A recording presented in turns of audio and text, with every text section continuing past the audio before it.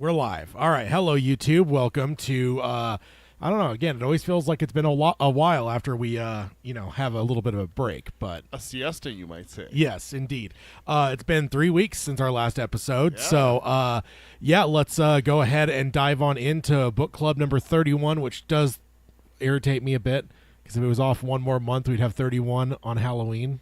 Or in the Halloween month, or a few days off, so that's slightly annoying. Because of course, who thinks of anything for 31 other than Halloween? It's the day that is the only holiday on 31, right? Yes, indeed. So let's go ahead and hit the intro and get started. The Dark Tower by Stephen King. The man in black fled across the desert, and the gunslinger followed. Go then. There are other worlds than these. Death, but not for you, gunslinger. It's time we had our own palaver, I think, and it's going to take a while. And yet, dauntless, the slug horn to my lips I set, and blew. Child Roland, to the Dark Tower came. We are Ka-Tet, one from many. Let the palaver begin.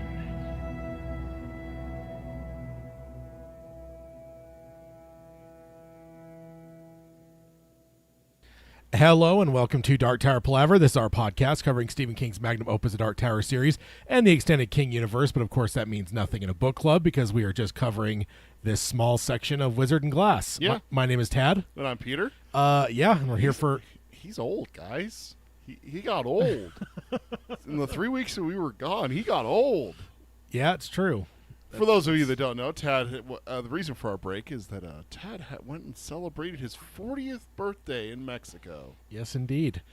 40th birthday. Also, it is our last episode as a 9-year podcast. Yeah, this episode, we're going to hit our 10-year mark next Friday. The third, right? Yeah. Third is what we have marked as I have it on my calendar. Yeah. Saved, so I yeah, remember. And little did we know all those years ago that we'd be nestling our 10-year podcast right between our 40th birthdays. Yeah, right. So that's kind of interesting. Yeah, that's our last episode today in the 9-year realm. So how's it which feel being ancient, Tad? in the internet age, that's like I know that's even older than you are. That's so insane. Yeah, that's saying something. I think the internet age is even worse than dog ages in terms of like years. Oh yeah, because the internet. Things don't last that long, yeah, usually. So, but yeah, so that's kind of fun. But we're back. It's again, it feels like it's been a hot minute here, 3 weeks. It's always interesting because you always feel like you're, one after another when we have to move one. But then there's that, 3-week break, and it just feels like it's been ages since we were here. So, let's go ahead and jump on into the intro. We don't have any spoiler warning because this is a book club. The only way you're going to get spoiled is if you're somehow further behind in the book series than we are. In that case, just, pause this episode, read up for a week or so until you're probably beyond where we're at. So, because you're reading at a normal pace, unlike this book club series. And then if you want to find us, you can find us on Apple Podcasting, stream us on Spotify, Amazon Music, Audible, or you can find us on any podcasting service of your choice. If you want to subscribe, rate, and review us on any of those, we'd appreciate that. And then you can find us over here on youtube.com/darktowerpalaver if you want to watch the show live, or if you want to watch old live streams, you can do that over here. You can be part of the chat, be part of all the shenanigans, send some nice Ermont remembrances, some memes, or emojis, not memes. Memes aren't allowed yet. Now, eventually. Not yet. Imagine if that happens at some point. Oh, boy. If you want to do that, it's over here at youtube.com/darktowerpalaver. Of course, we got to say like, subscribe, ring the bell for notifications. Otherwise, snakes will drop out of the ceiling and attack us. So the question is, will they be slimy snakes? That's the real question. No. Just stop it. Then if you want to find the show notes, you can do that at darktowerpalaver.com. There's no show notes for the book club episodes, but that is the hub for all things Dark Tower Palaver. Pretty much all the links that you'd want to find for Dark Tower Palaver are over there. All the show notes for old episodes. as well as there are posts for the episodes as well if you want to get like the links to the actual shows podcast wise. Then if you want to support the show, you can do that at patreon.com/darktowerpalaver. With that, you get access to our Discord server where you get you can chat with us all the time, as well as monthly hangouts. And then at the highest level, you can co-host a show with us. Then if you want to contact the show and send your Ermont remembrances the old-fashioned way, Peter can let you know the ways to do that. Stop it. Just it's old now. It's done. Nah, Ermont Old is... like Rhea. It's No, done. Ermont is eternal. No, it's terrible. Email us. It's show@darktowerpalaver.com. You can also find us on our social medias. We got Threads and Instagram. It's Dark Tower Palaver, all one word, no spaces. And then we're on Blue Sky. It's at darktowerpalaver.bsky.social. Our Twitter is at darktowerpod. That's at darktowerpod. And then it's facebook.com/darktowerpalaver. And then go to tpublic.com/user/darktowerpalaver. Get yourself a hashtag Tad is terrible sticker. And then you can you know what we look need at it fondly every time he mentions Ermont. You know what we need is we need a button for lies, deception. Because that is there. Lies, deception, and slander. It's not. All in one. It's not. See, in order for it to be any of those, it has to be untrue. And see, it's not. You are terrible. Ding. No Halo. No, that's slipping down over your horns and choking you. Like always. Well, how was your vacation, sir? Was it good? It was good, yeah. Got a lot of sun, a lot of beverages. Had my first ever massage. Oh, really? Never had a massage before. How so. was that? Was it weird? Was it awkward? No, it was great. It was just like great. Yeah, I don't know how 90 minutes went by so damn fast though. Did you fall asleep? No, Okay. but it was very relaxing. I also jet skied for the first time ever, so my upper body was quite sore. And yeah, so the massage was definitely nice. So yeah, Also, the massage was after the jet ski. Yes. So that was smart. There was a number of firsts for sure. Yeah. But yeah, jet skiing, that I was sore for like 3 days because you're so tense. Yeah. Whatever. And I talked to people at work, and there's some people like, yeah, I've had thousands of hours on jet skis in lakes and stuff. And then the first time I went in the ocean, I got destroyed. So I was like, well, that was interesting to do that in the ocean. And it was pretty stormy the whole time, right? Like no, during the day it was fine. It stormed at night. But still, the winds were blowing, which means waves, which means rougher seas than normal. So no. At a certain point, I was like going 30 miles an hour, which feels like 90 on the jet ski. But then it started to get a little bit choppier, and suddenly I was going 15. So that's just the way it goes. But no, it was a good vacation for sure. It's always good when you're drinking heavily, in my opinion. So and that's what Mexico is all about for me. Yeah, so. that's what Tad's there for. Yes, indeed. But yeah, let's go ahead and jump on in. So we are also, I think I mentioned it last time. We are now off a tiny bit from my schedule. I don't think it's enough to actually throw us off. So I do think that we'll end up finishing the book pretty close to what I had originally said when I kind of mapped it out. But there was already a mistake that I found in the last episode with with the subchapters that I said we would cover, and then we ended up covering an extra one. So at some point I'll have to recalculate the whole thing when I'm not too lazy to do so. But we're still on pace for finishing mid next year for this book. So so let's go ahead and jump on in. We are currently in part 3, which is titled Come Reap. And of course there's the 4 parts. The first and the last part are our current era, and then the middle 2 parts, which is the meat of the story, is the flashback story of Roland's backstory, the story that he's telling our current Ka-Tet. Part 3 is titled Come Reap. Both parts 2 and 3 both had 10 chapters. We are currently in chapter 9. So we are in the last stretch of this section. Yeah, so. It's titled Reaping. And this one is titled Reaping, yes. Yeah. So we did cover the first couple subchapters of this last time.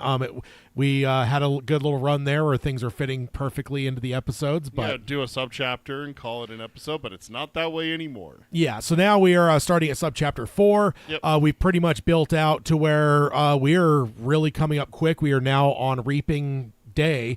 The boys have been arrested, but Susan has freed them. And we're 3 hours of the morning of Reaping Day. Yeah, we're pretty much in the final stages. I mean, Jonas and them have their plan that's all getting ready to get executed. Roland and them are freed now with Susan's help. And they went and blew up Citgo. So yeah, there's all the plans are in motion now. We are kind of in the end game. of, Yeah. of it all, it seems like. And it's funny because we kind of knew it all the way early on in the story that, likely things were going to come to a head at Reap. So we had some hints early on from Jonas and them that this is about when their plan was meant to go off. And then just storytelling wise, we probably assumed that a lot of things would culminate with Reap because King was giving us hints and countdowns towards it pretty much constantly throughout the story. So, but here we are. We are here. Just one last thing for the summary is that Jonas did see that the Citgo did explode, and he is getting ready to set out with a party Yes. to Hanging Rock because he knows that the glass ball is very important. So that was like the very last subchapter. The most important thing he said, yeah. because he cataloged the importance of everything. Because even someone asked about the horses, he's like, I don't give a shit about horses. You get horses anywhere. Yeah, but if Citgo's gone, the tankers are second. The ball is first. Yes, because the ball is irreplaceable. Yes, yes.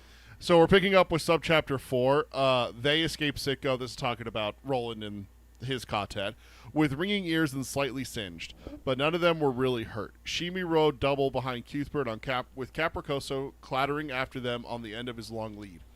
It was Susan that came up with where they should go, and like most things, it seemed obvious when she suggested it. It was the hut and the bad grass where Roland and Susan met on several occasions to make love. Cuthbert Alan had unrolled blankets and set every firearm they had, including even Bert's slingshot. And so, just pausing here for my first note, you can see the training here. They regroup somewhere safe, take inventory of the weapons that they have, and they even included the slingshot with it. Yeah, indeed. And from the Traveler's Rest showdown, we know that slingshot can be rather dangerous. Absolutely, like it's not something that's like it's nothing. No, he can hurt people with. Yeah, this. but then again, slingshots are inherently dangerous. That's something that all of us little boys like to try to pretend that they weren't, to try to get our parents to buy us one. But like as an adult now, you look back and go, yeah, I don't know if I had kids, if I'd let them have slingshots, because that could really hurt someone. So. Yeah, exactly. And of course, these boys are trained. These aren't just normal, ruffians. These aren't Tad and Peter at age 14. These are boys with 13 years of experience in training, kind of thing, almost. Exactly. These are hard caliber, said Alan, holding up a gun with its cylinder sprung so he could look down the barrel. If it doesn't throw wide or high, we can do business with them. Cuthbert says he wishes that he had the rancher's machine gun. Roland asks if he knows what Court would say about a gun like that. Susan asks who Court is. Alan says that Court is the tough man Eldred Jonas only thinks he is. He was our teacher. And I had to pause here. It kind of surprised me to remember that Susan doesn't know everything that we know, like Court and Gilead and everything the boys have been through. Yeah. Her and Roland have been together for what would you say, 2.5, 3 months? Yeah, something in that realm. Because there was a little bit of period beforehand before they actually slept together. Yeah. And then it's been just that, basically. It's not like they got to know each and every little ins and outs of each other's lives and everything. Not a lot of talking going on. No, not a lot of talking. So, like, the fact that Roland never even once brought up Court, and Susan's like, who the hell's Court? Yeah. Also, these are the guns they took from the sheriff's office. I tend to forget that Jonas dismantled the guns that belonged to Bert and Alan. So it's one of those things, if you would have asked me, a month ago, like, hey, as we move up toward this, and it's not a spoiler to say that a confrontation is coming. If you would have asked me, or even call it, 5 months ago, hey, what guns are used in the final battle? I would have said, the guns that they brought with them from Gilead. So it's one of those, like, small things that I kind of forget that. Yeah. So, it's kind of interesting that, one of those little trivia things that you could throw out on a end-of-year trivia contest. And then also, Court versus Jonas. That would be fun to see. Court would wipe the floor with him. It's not even a contest. Not even, I'm not even going to entertain it. Court would wipe the floor. I don't know, because I think the rough and tumble life that Jonas has lived now, he's far from the boy that was bested in his trial. I'm not going to say that he would win, but I'm going to say that I'm thinking that would actually be a contest. Plus, that Court would play dirty and everything else. Exactly. So, that would be an interesting thing, because we've seen Eldred Jonas being quite formidable throughout this entire story. Yeah. We know that Court is maybe not formidable anymore, but he was formidable. Yeah, that's the thing, is which Court are we taking? Like the one pre-Roland or post-Roland? So. Or David. Oh, yeah, post David, I get. Roland did his fair share in that fight. Come on. Yeah, it was mostly David, though. I mean, he got his spade and broke Court's arm and leg. Yeah, I will say that I can't watch Peacemaker without thinking of David. Oh, the hawk. With yeah, Eagly. Yeah, with Eagly. Every time he attacks someone, I always think, oh, that's what David would look like, ripping someone's face off. A little bit smaller, though. But Yeah. All right, so going on, Roland suggests they sleep for an hour or two as the next day is apt to be difficult. He didn't feel the need to say it might be their last day. He then asked Alan if he is listening. Alan, who knew what Roland meant, nodded. Roland asked if he heard anything. Alan said that he hadn't yet. Roland says to keep at it. Alan reminds Roland that the touch is fluky and that he can't promise anything. Roland says to keep trying. Ch9 had spread 2 blankets next to Cuthbert in the corner and said, "He's Roland. He's Alan. Well, who are you, Arthur Heath? Who are you really?" "Cuthbert's my name," and he stuck out his hand. "Cuthbert, all good. How do you do? How do you do? And how do you do?" Ch9 shook the offered hand and began giggling. It was a cheerful, unexpected sound that made all of them smile. Roland realized smiling hurt a little bit, and he guessed if he could see his own face, he would have a pretty good burn for being so close to the explosions. Like the derricks at Citgo is what I will say that's something you don't ever see in movies much. People being Like red from second degree, because a second degree burn's a sunburn, but it's like to get a second degree burn from explosion from being close enough. Like it feels like people are either incinerated or they're not really damaged at all. And I'm just like, I wonder why movies don't do that middle ground, because that would make sense, right? Like, Yeah. I don't know. It's just something kind of strange. This is it's cool for King to actually bring that up, because I'm not saying it's never happened, but I certainly can't think of one off the top of my head where somebody's actually got like essentially a sunburn because they were close enough to an explosion, but not enough to get destroyed. Okay, so let's be gross here in case Hayden ever watches this. What's the first thing you think of when you think of like the worst burn in a movie? I mean, it depends on how far you want to go, because my first thought's Raiders of the Lost Ark. That one's that one's not a burn, sir. That's not a burn. That's melting. That's not burn. That's two different things there. That's like saying someone getting dipped in acid is being burned. I think that's my problem. Is most of the ones I can think of are melting. We Were Soldiers with Mel Gibson is the one that I think of. I don't know. Yeah. I think you've watched it like once, but I've seen it a few times. There's the napalm scene where one of the fighters, because they call for air support, one of the fighters comes in too close and drops napalm on their own guys, and the reporter that's there runs over to help pick up someone in the legs. Yeah. Full degloving of both legs right at the shins. It's so bad. Yeah, but again, I think that's almost more melting than it is. Like the most extensive burn that you can get is basically where like things just fall off of you. Yeah, so I guess that's the point. So he burned from being too close to the explosions. Ch9 kept saying Cuthbert, but saying it Cuthbert and giggling, saying it was a funny name for a funny fellow. That's a real pip. Cuthbert asked Roland that he can kill him yet. Roland says to save him for a bit and asks Susan to walk out with him for a bit. He wants to talk to her. She looked at him, trying to read his face, and said, "All right." She held out her hand. Roland took it, and they walked into the moonlight together. Susan felt dread take hold of her heart. And that's the end of the subchapter. So, a lot of short ones today. Yeah. So the touch is another tool, and Roland is just taking stock of it. I just wanted to point that out, that like he's letting Alan and Cuthbert handle like the actual physical, but then he's like, "Okay, Alan, you're using the sonar, right? Like we're out our early detection warning system kind of thing, right?" Yeah. Also, my thought is not only necessarily quote unquote see anyone coming, but also probably feeling for the ball. Absolutely, too. Right? So, like he has to know where that is. Yeah. He has to find out where that is. Yeah. Because they saw Rhea. Susan saw Rhea and going towards town, so they know where she is. Yeah. Generally. So. Yeah.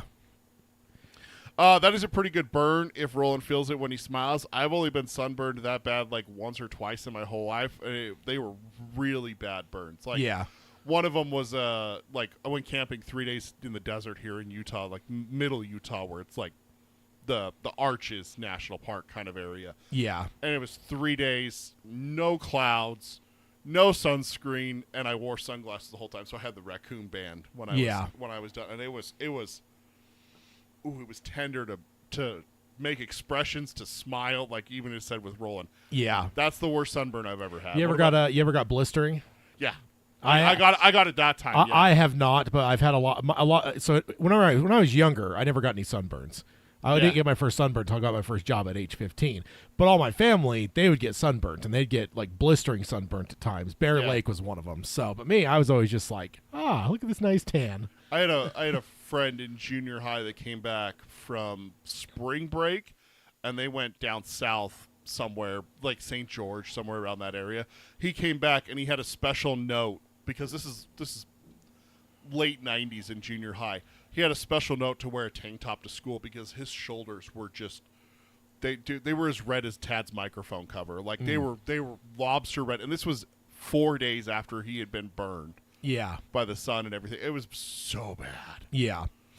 Yeah, indeed. And then my note, which makes sense, they were quite intense explosions, and Roland ended up much closer than he planned to be. Oh yeah. And that's what I think about it with like the movies and stuff. Like how many you see it pretty often where someone's close enough where they get like thrown by the explosion, but they're like running towards a car. They're 15 feet away, and the car explodes, and it sends them flying back 20 feet. But then they get up, and they're still nothing. Yeah, indeed, pretty annoying. My last note here. Oh, Cuthbert, and the way the audiobook says this part with Shimi saying Cuthbert is burned into my head. It is just so funny. Yes, indeed. And also, this is the ultimate proof of how it's pronounced. That's a big controversial thing online that gets debated quite a bit. Oh, yeah. How to pronounce Cuthbert versus Cuthbert. And this is my ultimate proof that in the actual text of the text is that, like, this spells it out because of the way that Shimi is saying it. That's the way that King intended it to be said. So, which is why we say it that way. I feel like even in the early days, we may have even gone both ways. But I think early on we decided like, no, like with this section specifically in mind, like it's Cuthbert, not Cuthbert. I think you brought that up one time on one of our early roundtables. Yeah.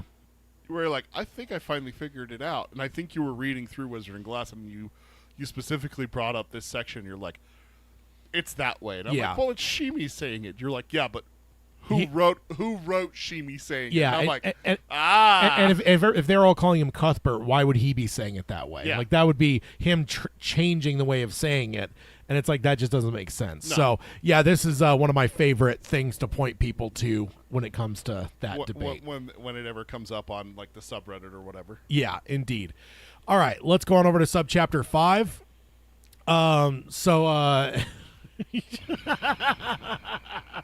Peter's checking the chat, I guess. Yeah. You're just the worst. You know that? I mean, if by the worst you mean funniest, then sure. No, hashtag Ted is terrible. All right. So, and then for anyone in the podcast side, I did throw some Rhea and Ermod emojis in the chat there. So, good stuff. Good stuff. No. I wonder if I could put emojis in like the description of the podcast, so I can put it out there for podcast people too. So if they want to know in the future how they can create Rhea and Ermot, just stop emojis. Just go on with subchapter 5, will you? All right. So they walked out through the tall, sweet-smelling grass that tasted good to the cows and horses, even though it bloated them to death. It was at least a foot higher than Roland's head and still as green as it were in high summer. Children sometimes got lost in the grass and died there, but Susan was not concerned. Roland's sense of direction was eerily perfect. He told her that she disobeyed him about the guns. She smiled, half amused and half angry, and asked if he wanted back in his cell. He and his friends. He told her no, and then marveled at her bravery and kissed her. He took her by the arms and told her that she couldn't disobey him this time. She said nothing. He told her she knew what he'd tell her, and she said perhaps. He told her to say it, and she said that she and Shimi were to stay in the hut, or to go in the hut and stay there. And then he nodded and asked if she would. So I'll just pause right there. So the bad grass along with devil's weed sure seems like this world has a lot of evil stuff in it, way more than our world. At least in our world, usually natural stuff anyway. The stuff that tends to be most poisonous usually doesn't taste good, or it's colored in a way to warn you off or whatever. Like, it feels like in this world, stuff that can be pretty goddamn damaging to you just is sweet and will blend right in and will lure you in. Like, I don't know. It's just because like devil's grass, we saw what it did to like Nort and stuff. Like, I mean, I would say that's like a high-end narcotic for our world, but we synthesize those things. We Right. create those things. And devil's grass is just something that grows everywhere. It's a fucking weed. And then now you got this goddamn grass that's sweet to the taste, super green, but it'll absolutely fucking kill everyone. Like, kill creatures. Like, Yeah. I don't know. It just feels like this feels like a king world. And I know that it is a king world, but it's like, I don't know. It just seems like a very vindictive, Yeah. creator that would create. There is a lot of stuff that'll kill you that looks good in nature. There's berries and stuff like that you absolutely should not eat those. Just throwing that out there. Not everything is like, warning, don't eat this. I mean, I understand where you're coming from. You're probably thinking like peppers like that, right?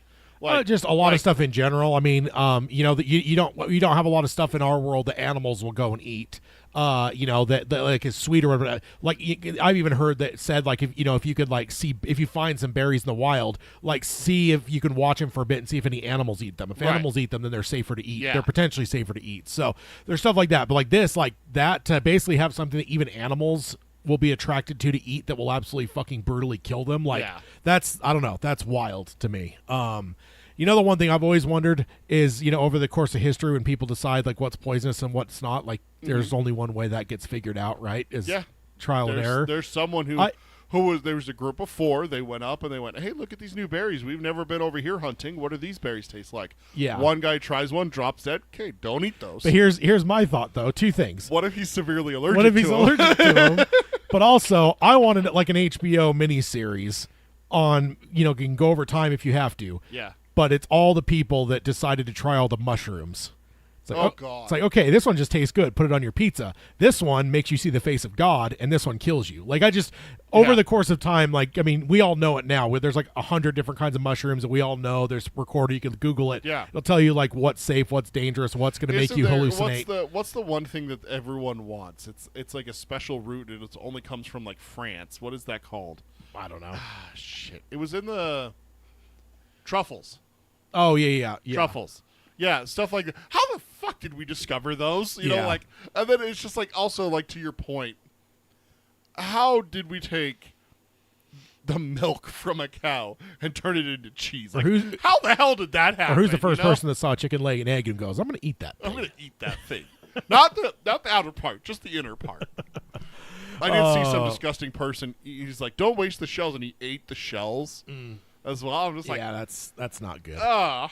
Tall grass is always so creepy. And I'm saying, saying that kids sometimes get lost and die, that's pretty fucking brutal. Oh, yeah. It's like one of those local areas that are just bad for kids. You always hear about that, right? Yeah. Like in stories, but even like around here in like Utah, like, oh, the kid got lost in the wilderness. We have it happen here in Utah all the time. Like, hikers get lost in Bryce Canyon. And, local couple found up in the Grand Tetons after 3 days lost in the wilderness. And it's just like, yeah, there's places like that on our planet, like in our state, that it happens. Yeah, but I think tall grass is a different thing because I think that's like you just basically get like lost in it. Oh, yeah. Like and you start to get turned around and stuff. And I guess it's kind of like a cornfield, right? Like I can imagine if you had a cornfield big enough, there could be a sense of getting lost. Although these days, I bet you just, a farmer could just have a little drone and just fly up there and find a little kid that's lost. They have special drones now for when kids get lost, but it happens back in the Midwest. I've seen stories about kids getting lost in the cornfields in like Iowa. Yeah. Where it's like, where do you go? The cornfield is, 80 acres big. Where do you begin looking for the kid? He's not big enough to knock over a corn stalk. I wasn't a Boy Scout, but you know what I would do if I were lost in the woods? What's that? Set a fire. They'll find you eventually. The fire will kill you. That's a terrible idea, Tad. That's a terrible idea. Don't listen to Tad. Don't do that. Just set a big old bonfire. I was a Boy Scout. The best thing you can do is stay put. You don't move. You find a place that has somewhat kind of shelter and everything, and you stay put. No matter what, you stay put. Smoke signals. No, Tad, stop. If you have the ability to build a fire safely, yes, but don't just set the woods on fire. Smokey the Bear will come and find me. Yeah, he would. And he'll use that shovel on your kneecaps. I got a note. Susan with the Han Solo line. You'd rather be back in your cell, bitch. Yeah, pretty much. I love that she's got a little anger in her, too, with Roland's getting after her here. So going on here, she thought of how the gun had felt in her hand, unfamiliar and wretched, and the final wide and unbelieving look in Dave's eyes in his final moments as the bullet she fired sent him backwards, or how the first bullet meant for Sheriff Avery had only set her own clothes on fire, even though Avery had been right in front of her. She also realized they did not have any extra guns for her, or an extra gun for her, unless she took one of Roland's, and she couldn't use one well enough anyway, but more importantly, she didn't want to. All of that, plus she had Shimi to think about, and it was best that she did what Roland wanted. Roland was still waiting for her response. She promised him and said that she and Shimi would wait for them in the hut. He smiled in relief. She told him to pay her. She told him to pay her back with honesty, and he said he would if he could. So as much metal as we've seen with Susan throughout the story, she's not taking to the gun the way that our New York City gunslingers did. I would say it might be age, but Jake's younger than she is, so I think that it's just one of those things like it's not for everyone, right? And then I think then on top of it though, no one from the New York City gunslingers had to kill someone they knew their entire life either. So yeah, it's not Eddie having to kill Henry, or Jake kill his parents, or Susan kill her dad, or something and like it's that. almost not even a good example because like no one in the New York, I mean, chances are, is there any one of the New York gunslingers that would have actually grown up, except for the people of their family, would they have people as close communally as Susan would, right? There's a small town difference versus like a large city. Jake, all three of them grew up in basically New York City, so like, well, I don't know if Susanna grew up in New York City. She was from the South. So I don't know if she technically grew up in New York City or if it was later in life that she moved to New York as an adult. Yeah. But either way, my note here, also, can you say that Susan had anywhere close to as hard a life as any of the New York City gunslingers?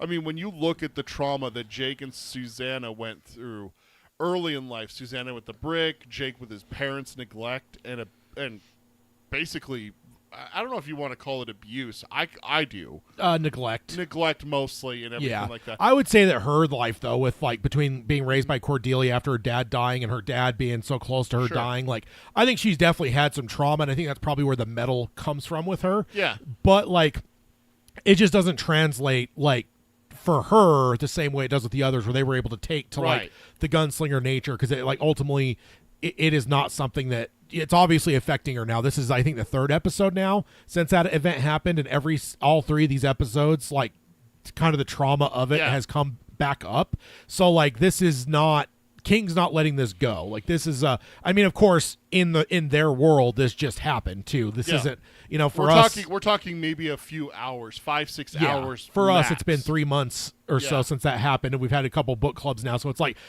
for us, it could easily feel like, okay, it's spread out, but no, this just happened to her. Like, she hasn't even slept on it. So it's like, this is very fresh in her mind. But still, this isn't someone like you were saying. It's not necessarily it's not a stranger or anything like that. I mean, there was even like some romantic hints with him and everything like that. Yeah. So it's versus like Eddie shooting up like the at Balazar's place. Like those are enemies. He also had like the anger of his brother to kind of get him hot blooded, and for her, like, I don't know, like, yes, there's kind of a like, no, not really. It is kind of cold blooded. It wasn't hot blooded. It wasn't a battle. Like, it wasn't a battle until she shot, right? It was almost self defense because he was diving at her. And if he got the gun from her, she's dead just like the boys. Yeah. So it was kind of like, in her mind's eye, it's kind of self-defense at that point. Yeah. And definitely not trying to indict her. It's more just a fact of like cold-blooded versus hot-blooded when it comes to things like if you're in the midst. She wasn't setting up for a battle. Yeah. She wasn't going to war or anything like that. She walked in there. Or Susanna with the fucking bear. You're like, like most of the other people that we've seen, I don't know if Jake's necessarily had, I mean, of course he had his traumas, but he wasn't able to use a gun to solve it immediately with like Ludd and stuff. But or the Dutch Hill monster. Or exactly. Yeah. But so ultimately, and again, it's not taking anything away. But even before that, let's talk about like one of Jake's first things.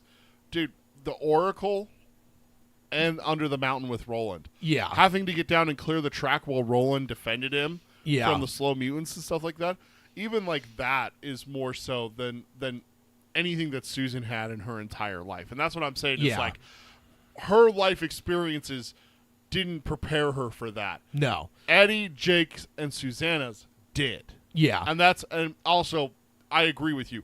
they're built different. They are gunslingers. And I think I actually like this too, though, because I think like if she had just taken to it like the others did, I almost think that would have undercut the story a little bit. It undercuts what it means to be a gunslinger. Well, also because it's just like a matter of like there comes a point when like, okay, so if everyone takes to it immediately, it gets to a point where it almost becomes like you roll your eyes a little bit, where it's like, okay, so everyone he encounters just happens to be like immediately able to just kind of like sift into this gunslinger role. So for her to have like the metal and have that undertone that like we've seen with the other gunslingers, but then when it comes to that element of the actual gunslinging part of it, for her to like kind of shy from that and not really take to it, I love that, because I feel like it does kind of round it out and make it a little bit more three-dimensional, because like there are going to be those people, right? Even in Roland's world, we heard about like the ones that would become perfume politicians. They didn't become.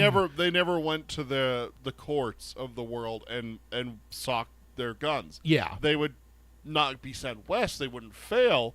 They just never would take the test and become ambassadors and emissaries and stuff like that. Yeah. And I don't think there's anything wrong with that. It's just a matter of there's, different strokes for different folks. So I do actually like this a lot. I feel like it builds a lot towards Susan's character. Yeah, it's the line from Incredibles: if everyone is special, no one is. Yeah, exactly. So I do appreciate the way that King wrote this here.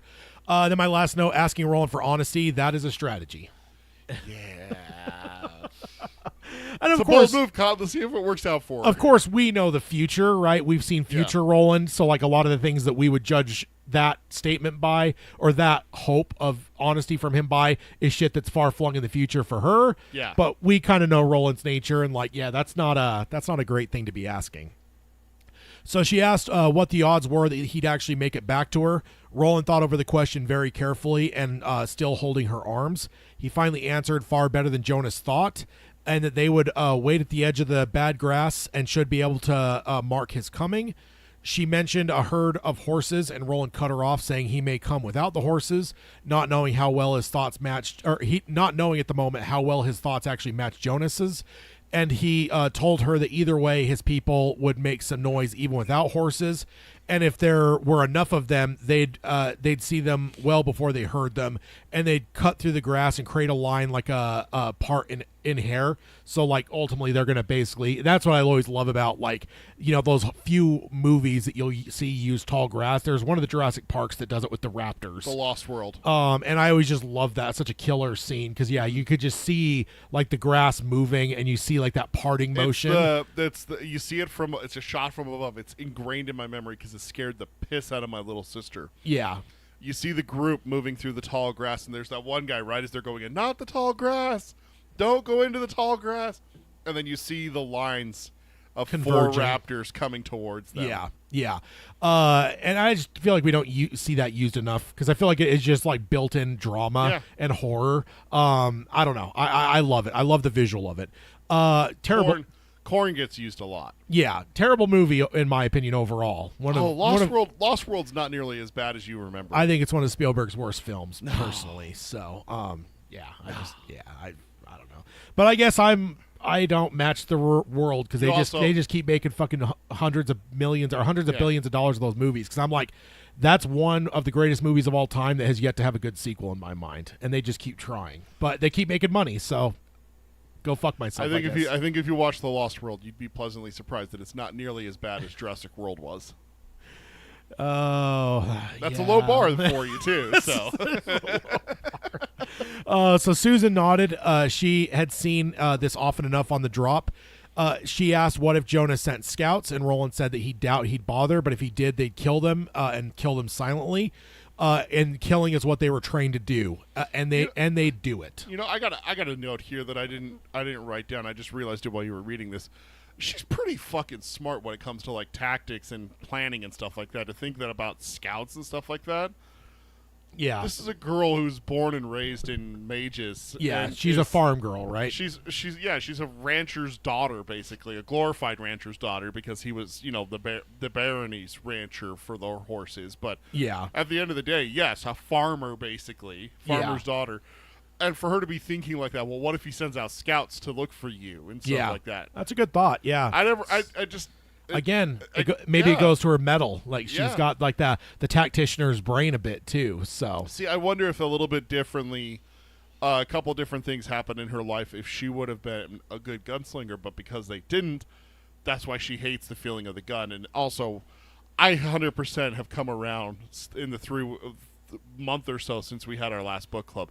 Killing Dave was not the right thing to happen to her. If we wanted her to be any kind of like fighter and stuff like that, if she had killed the sheriff alone, that's one thing. But Dave, I think that really traumatized I think that's her. the only one that we've seen her call back to. I don't think we've seen her like lamenting Avery. No, you not know, at all. it's always Dave. Yeah. So again, they're closer in age. Like, there's a lot of a backstory with that, with the two that we covered in that section. So I agree with you 100%. So I think she, you know, maybe in a different life, having been raised differently and had a different first experience, maybe it could be different. But yeah, again, I do love the fact that this kind of panned out the way that it did, because like, I don't know. Yeah, it would just kind of be a thing where, again, even though this is the first one in the story, we've seen it enough now through the future side where it's just like, it wouldn't have worked as well for me if she was immediately, you know, whatever. So good stuff though. So I love that Roland actually thought about the question of their odds. I feel like so many would just offer comfort and lie, but he doesn't do this. He actually thinks it through before answering. Like, I don't know. I just give him credit for that, because I feel like there's just that general impression you have to just lie to someone, and also like it's gonna be fine, don't worry. Or there's the bravado, like he's a 14-year-old boy, like, you know, kids feel invincible, like up through, I don't know what point you actually start realizing like, oh shit, I'm not invincible, but you're probably well into your, you know, late 20s or so. It's what they say is that I think it's part of the Peter's opinion. This is not science, but I read an article that the human brain doesn't start developing until 25. Yeah. When do humans stop acting like arrogant little toe rags? Yeah.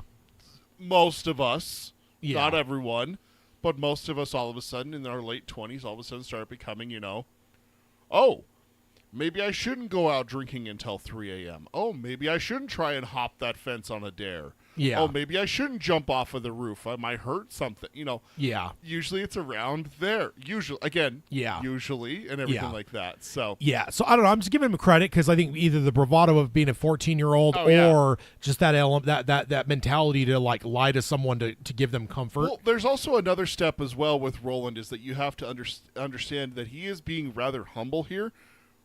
He's one of maybe 300 most trained, most accurate with a weapon, most deadliest person on the fucking planet that we know about.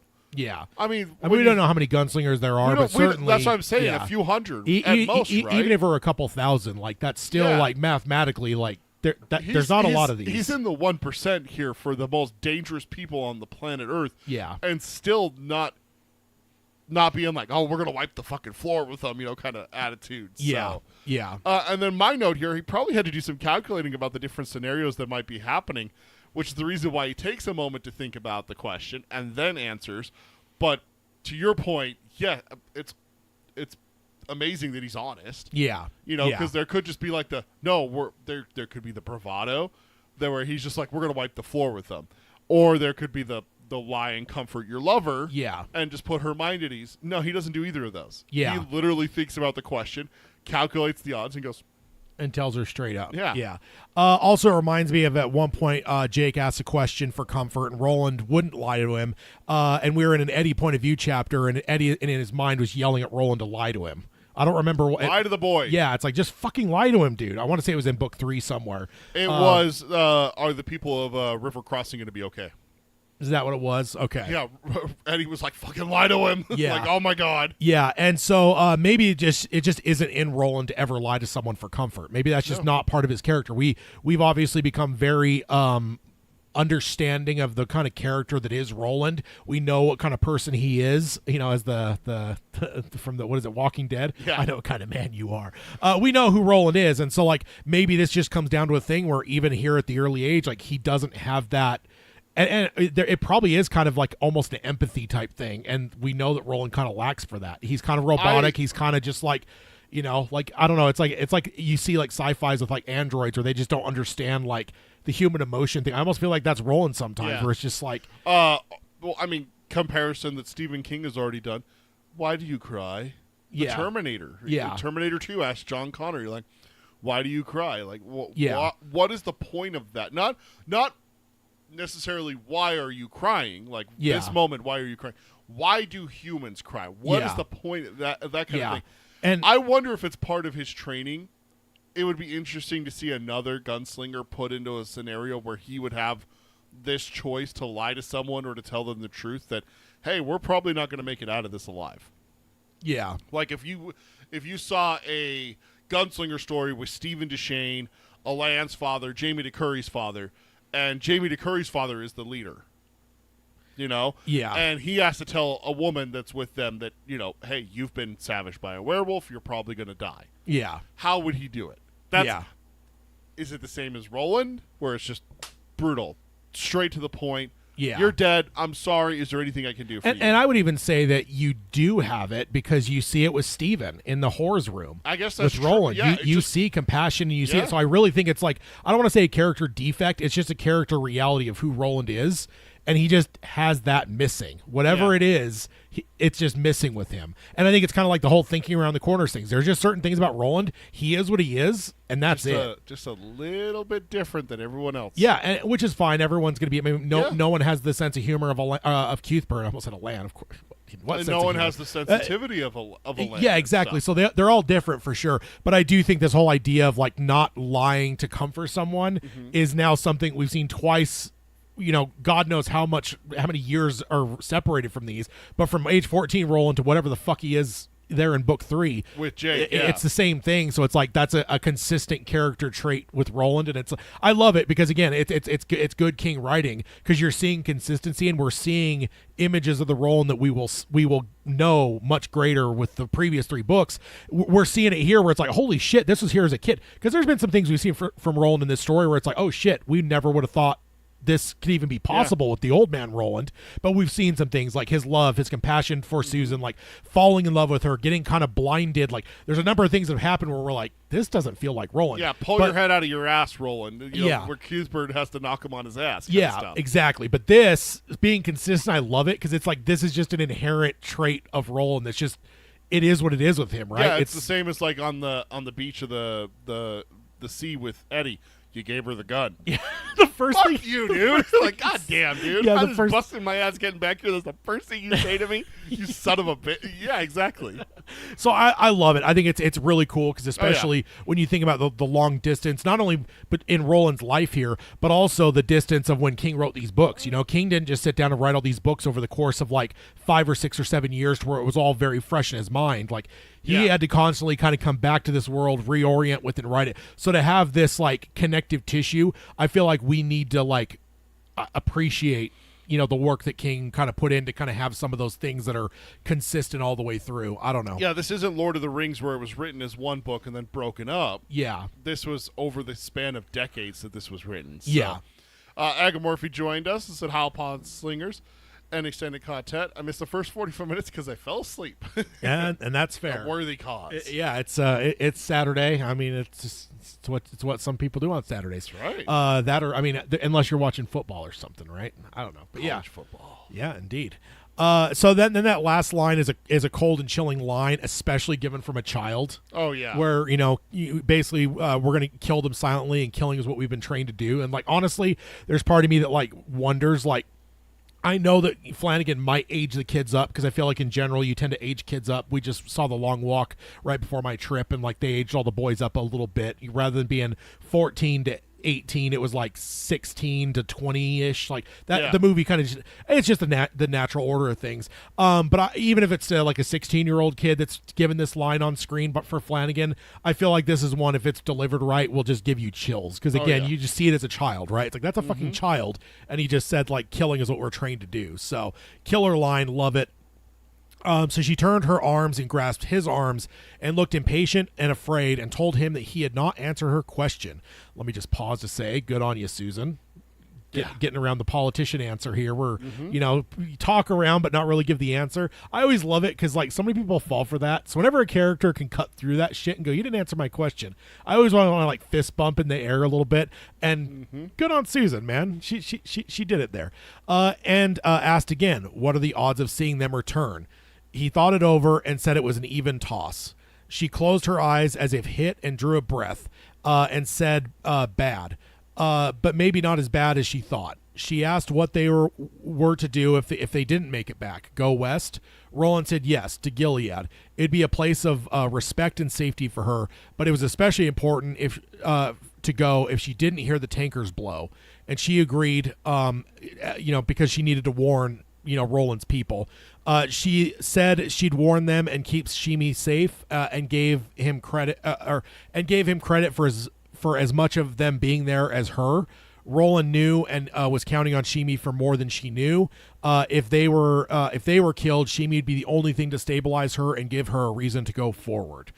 So again, kind of a cold thought for Roland to have, but not a bad thought from Roland. Right. And again, no lying or comfort from Roland here. He literally tells it's a toss-up. This is 50-50 here. Yep. So flip of a coin. And again, I love that because even at 14, even kind of being a love-struck kid as well, right? He's 14. Yes, he's well-trained, but he's 14. He's just had his first love. He's in the middle of it. He's talking to his love.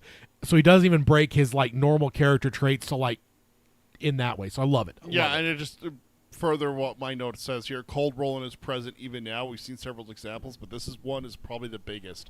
Not even willing to lie to Susan, they're alone. Yeah. They're not with the others. Yeah. There is no peer pressure to buck up the troops and fake that gung-ho-ness for Alan and Cuthbert. Yeah. No, this is just Susan. This is his love. This is his woman. This is his one-on-one time. This is where you say to the wife, I might not come back. Yeah. Be ready for that. The troops getting ready to ship out. Hey, yeah. I'm going to the battle zone. I'm going to the bad. I'm going to the suck. I'm going to whatever version of soldier leaving for home. You have to be ready for me not to come home. Yeah. He's not even doing that. Yeah. No comfort whatsoever. He's just No. cold calculating 50-50. Yeah, he answers her question exactly. And he doesn't sugarcoat it. I guess that's the way to say it. No sugarcoating. No sugar helps the medicine go down with Roland. It's no, here's your medicine. You asked for my thoughts on the statistics of it. Well, here's the statistics. Let's move on. Yep. And then, if the tanker survived, Gilead needs some warning, or there would be no safety for Susan anywhere. I think that's another good thought. Yeah. And then my last note before moving on here. Roland seeing Shimi for a reason to keep Susan stable if they died. Wild to think this is the thought of a 14-year-old. Again, it's one of those things. It's so easy to just slip into this story and forget that we're not dealing with the same Roland we've been dealing with this whole series so far. Right. So I feel like for me, every time I'm reading, there's a lot of times I will pause to basically remind myself this is a child here. This is a young Roland. So for the fact that he's actually thinking that calculated nature of hey, if we die, Shimi will be the thing that can help stabilize her, so she doesn't just basically fall to her, whatever, and just break, Drayton from The Mist. She doesn't, just snap type thing. Yeah. So it is something that you have to constantly remind yourself because of the way he acts, but he's 2 years older than my daughter. Yeah. That's insane, dude. Yeah, exactly. Then going on here, she asked if they had time to make love, and he said that they didn't, or they did, but they shouldn't because it would be hard enough to part from her. Unless she really wanted to, and his eyes begged her to say yes. She said they should just lay down a bit, and she wanted to tell him that she was pregnant in this moment. But it was a lot. Because this might be one of the last moments. But she decided to stay silent in the last second here. There was enough for him to worry about. She did not want, and she also did not want to pass such good news under such an evil moon. It would surely be bad luck. He then kissed her and told her that he would love her forever, no matter what happened. She said whatever comes in agreement and kissed him. And then that's the end of the subchapter here. And my only note, well, we know from the mentions of her throughout the series that promise was kept. Yeah, because we've seen her forever. Yeah, exactly. So, for sure. So that is subchapter 5. Going on to subchapter 6, the moon had begun to descend when a party of 8 rode out from beneath the arch that said, "Come in peace," in the great letters. Jonas and Roland were in the lead. Behind them came Rhea's black wagon, drawn by a trotting pony that looked strong enough to go all night and half of the next day. Which I just want to pause. I didn't take a note of this. Yeah. But remember, last episode, Jonas said that, make sure you get the strongest animal possible and tell Hookie that if the animal that we put to this wagon dies, I'm going to come back and he will... He won't see the next sunrise. Yeah. And he'll want a quick death because he won't get it. So that's just, again, one of those things, if you were reading this in order, not having almost a month break, it would have been easy to connect those things. I just want to remind it because I even forgot till you read that. I was like, oh, wait, Yeah. Jonas gave that threat. So I did forget about it, so good call. So he listened. He did. Jonas wanted to give her a driver, but Rhea refused. Never was an animal I didn't get on better with than any man could, she said. It turned out that she was right. The reins lay limp in her lap, and the pony worked smart without them. The other 5 men were Hash Renfrew, Quint, and 3 of Renfrew's best vaqueros. Coral had wanted to come, but Jonas had different ideas. He said if they were killed, she could go on pretty much like she did before, because nothing ties her to them. She said, without ye, I am not sure there'd be any reason to go on. Jonas told her to cut the schoolgirl shit if it doesn't become her. She would find plenty of reason to continue stumbling down the path if she put her mind to it. Then he said when she gets word of their success that she should ride to a town to the west in the Vicastus Mountains called Ritzy. Find an inn that would take a lady on her own, and when they get there with the tanker, she can just fall in at his right hand. He asked if she got all that. She had it. Coral was 1 in 1,000. Sharp as Lord Satan and could fuck like Lord Satan's favorite harlot. Now, if things could turn out as simple as he had said. And I'm pausing here. Man, Jonas sure does have a lot of doubt, doesn't he? Yeah. Like, everything was all buttoned up and everything like that. He was having sex with his lady in the mayor's bed. Chancellor's bed or mayor's bed? I can't remember which one it was, but it was one of the... No, it was the mayor. It was the mayor because Rhea was in the chancellor's room. Yeah. Everything was buttoned up. Everything was nice, had a bow on it and everything, and now we're here. So it's just like, man, he's kind of shaken, isn't he? Yeah, I think so, and understandably so, right? We saw him. I think we saw him last time, right before the explosions. We saw his like arrogance or maybe it was the two episodes ago, because it was when they were arrested. I pointed out there's a couple things where it's like, dude, he's just Dr. Eviling this, where it's like, all right, we'll close the doors and everything will be fine. And I got a gun. Let me go shoot him. You know that that whole thing. Exactly. And I remember kind of marveling. I remember marveling because it's like, hey, this after the Traveler's Rest, he said that I will never let them get the better of me again. But there have been a few times, even before that whole final like arrest and stuff, but there was a few times that he has let some things slip, and then with the arrest there was some stuff, but I do think that is over. I don't think that he's going to let anything go by again. I think right after the jailbreak, like there's just part of me that thinks that like he's done underestimating these boys, because like the other thing, and we'll find out later in this episode, we'll end up finding out that they don't ultimately know how the boys escaped. So, like, there could be part of it where it's like, how the fuck did they escape? Yeah. So, like, I just think that he's done underestimating them. So I think whatever breaks our boys got from being underestimated, those are done. They're spent. They're gone. That last chance card is gone. So whatever you got now is your own medal versus his type thing. And that's kind of how I view it. We'll see. But I just have the impression that he's just like, nope, never doing it again. We will be touching back on this subject here later in the episode, just a spoiler. And then also I want to mention Ritzy is where the identity of the boys was discovered by DePape. So with them taking the tankers there, we have to assume that the battle to use the oil is probably planned in very short order, because the fact that it's Vicastus and Ritzy means it's straight on the path to Gilead. Yeah. So they're not taking that. We're not just like banking this for like, oh, we're going to have a battle in a couple months. This could very well be a battle that's happening in the next week or two, like from this happening. So Roland has mentioned that if the tankers leave Magus, Gilead falls within a month. Like, he's mentioned that. Like, Farson's not going to wait. Yeah, I mean, but at the same time, there is strategy, though, that, like, I think Roland could be just thinking worst-case scenario. Yeah. I think strategically, though, there is sometimes an element of, like, having a secret weapon but not immediately deploying it. Make sure you have the right setup, right? But the fact that they're literally going on our boys' back trail with these tankers, like, that's not a good sign. I mean, it's not... Let's be perfectly honest. It's not 80% of the way to Gilead. It's more like 12% of the way. But it's on the path. It is on the path, but that doesn't mean that they can't diverge around Gilead to get to Farson in the west and everything. It just doesn't speak. It doesn't speak for Gilead having a lot of time if this doesn't work out for our boys. No, it doesn't. Honestly, what I picture whenever I thought about this is Gilead's here in the middle. To the east, you have Magus. To the west, you have Farson. Farson split his troops. Yeah. And I imagine that one's a diversion, the other one's coming to meet the tankers. That's what I picture. Yeah. I imagine that it's going to be somewhere to the south or to the north of Gilead. Get the tankers. That's where the mechanical stuff is. then it's a straight shot to Gilead, straight down. It doesn't necessarily have to be on the Great Road, though. Yeah, so. no, yeah, it's just, but the fact it does that give that impression. Though. yeah, it's and honestly, I don't think I've ever noticed that until like doing this book club where I was going slow enough to realize like, wait a minute, Ritzy. I think I even searched it because I'm like, I know we've heard of Ritzy before, but I'm like, was that the one that DePape went to? So I went and searched it, and sure enough, it was indeed the one that he found. So it's like this is literally on our boy's back trail, and he was gone for a couple weeks too. So this isn't just like a short jaunt. And also, let's be perfectly honest, I didn't cover it like in the part where he's talking to Coral about the plan, but he says no matter how long it takes us to deal with the boys, you will beat us there, even if we have a huge head start of you. Yeah, because she's one woman on a horse. Versus tankers. Yeah, and like being oxen. pulled by oxen. Yeah, exactly. so that's going to be slow going for sure. But yeah, it's just one of those things I always think strategically, and like if I'm playing Age of Empire Command and Conquer, like if I have my super weapon, I'm not immediately deploying it. Like I'm gonna potentially wait until I have the exact right time to use it. And so there's part of me that wonders if that's what he would have done, and maybe even have a few more battles to drain the Palpatine it, right? You're essentially using that war to whittle away the Jedi until you're ready for that one moment. You don't immediately pull the trigger on that one moment 2 weeks into the Clone Wars.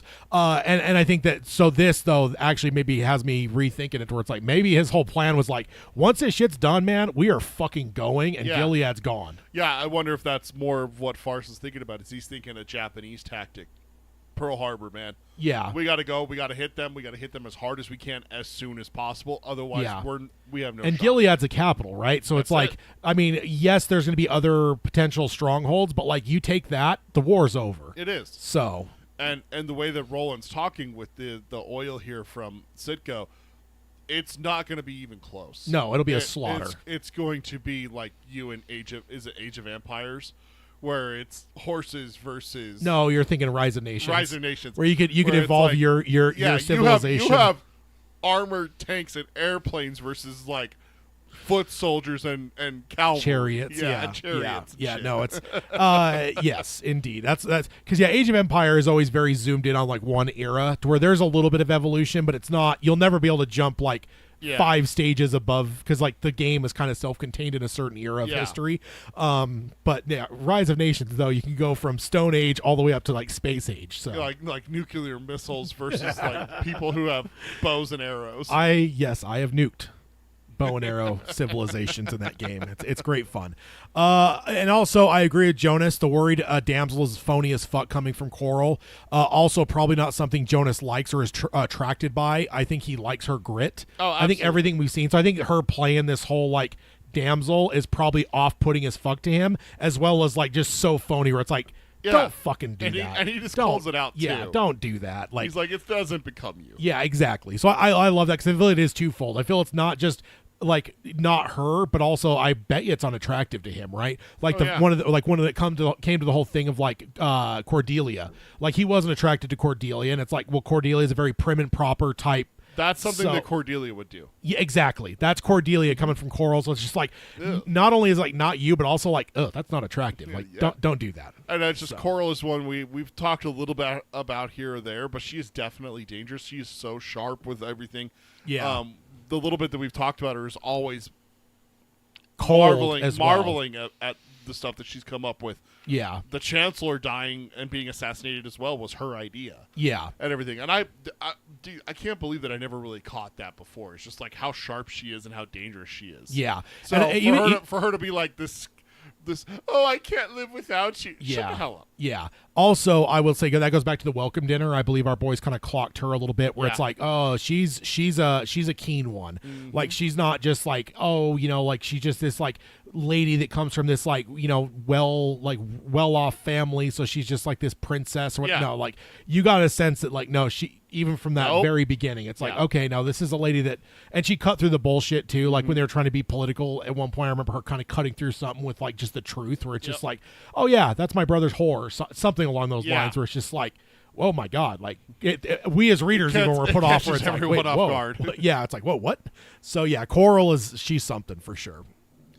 And then going on, Jonas fell back to ride alongside Rhea's cart. The ball was out and in Rhea's lap. Anything he asked, he had hoped and dreaded to see the deep purple pink pulse inside. Again, Rhea says, nah, but it'll speak when it needs to. Count on it. Jonas snaps, what good is she then? Rhea, looking at him with arrogance and some fear he was happy to see, said, you'll know when the time comes. Jonas spurred his horse back to the front of the column. He had decided to take the ball from Rhea at the slightest sign of trouble. In truth, it already had its strange addicting sweetness into his head, and he thought about that single pink pulse of light far too much. Balls, he thought to himself. Battle sweats, all I've got. Once this business is over, I'll get my old self again. Nice if true, but he had begun to wonder. I will just say, I don't have a note of this, but like I remember reading this the first time and going like, please get to a spot, because I want to see Rhea stripped of the ball. Yeah. And like, because you know it won't be polite No. if it's Jonas. So it's like, and so like me, I just like, because she's been since page one of us reading her, she's been a fucking bitch, right? I like mean, Rhea. yeah. So it's just one of those things like I want to see that now, because I want to see, like, we also know how addicted she is to it. So it's like I want to see that scene. That, Yeah. You know, like I want to see, and not seeing like, oh, a scene in a movie, but like the scene that happens when like a couple's fighting in a restaurant. Like I want to see that scene of like what happens when he actually takes that from her. What's her shrieking like? What is she like? Does she crawl on the ground groveling? It's just, it's almost. Does she curse him? Yeah, What? it's the comeuppance I feel like that we've probably been waiting for pretty much since the earliest chapters of this flashback. So Yeah. I remember seeing that and being like, please God, let it happen. Oh, I hope it does. Being under the ball spell make Jonas less dangerous or more dangerous? I think probably less. I think it's intoxicating, and it maybe is. I don't know. Or I think less dangerous, because I think it's going to make him less sharp, unless it decides to show him something that'll help him. Because we've already seen the ball is very vindictive.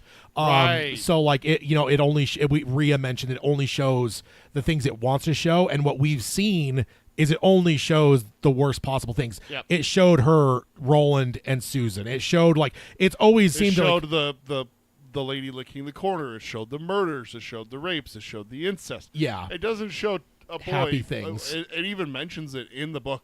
It doesn't show a boy comforting another one after he fell and scraped his knee. Stuff like that. So, yeah. So, yeah. So I would think it's probably does make him less dangerous, but there is always that it's a wild card, and so we've got to be like ever thoughtful of it, because like honestly, I remember reading it the first time and just being like, don't let this fuck us over here, man, because it is kind of like all seeing, I guess, and and it's been proven to be malicious.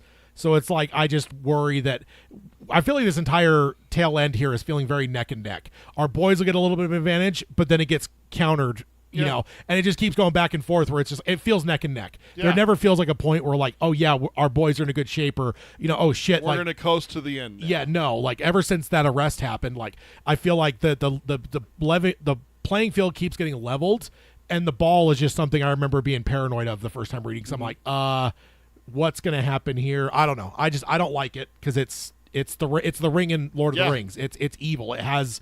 It's almost got some kind of its own personality, and it's not good. Right. So we got to be cautiously aware of it.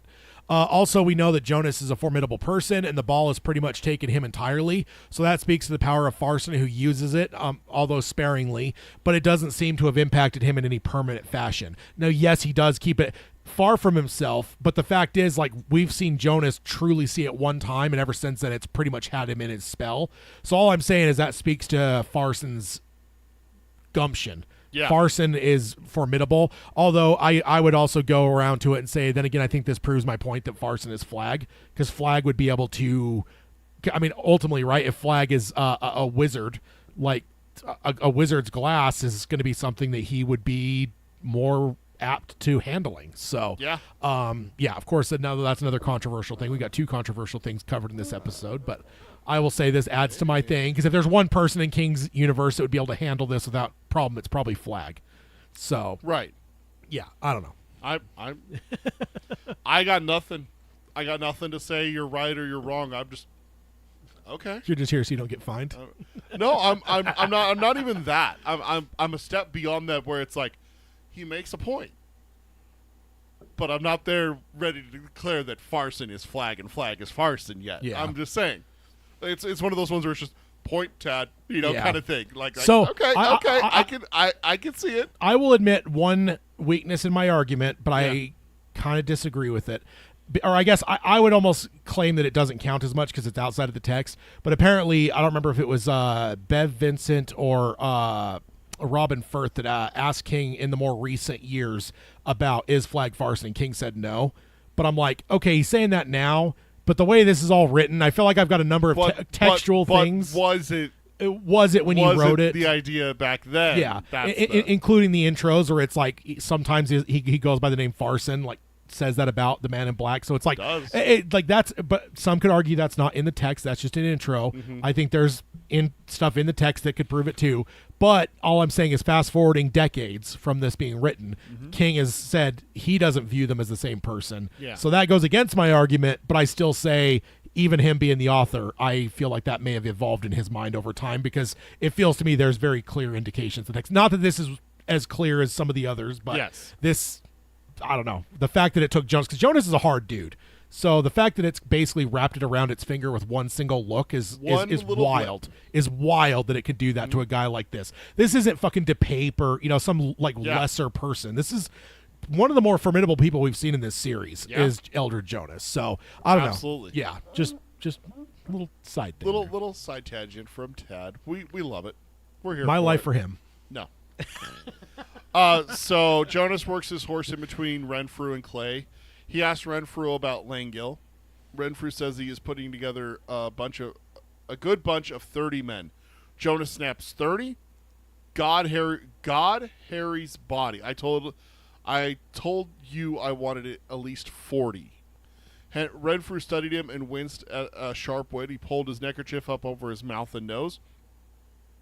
How afraid of these boys are you, Jonas? Afraid for both of us, I guess, since you're too stupid to know what they're capable of.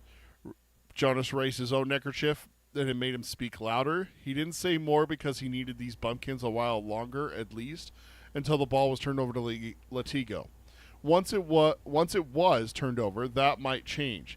He says they may not even see the boys.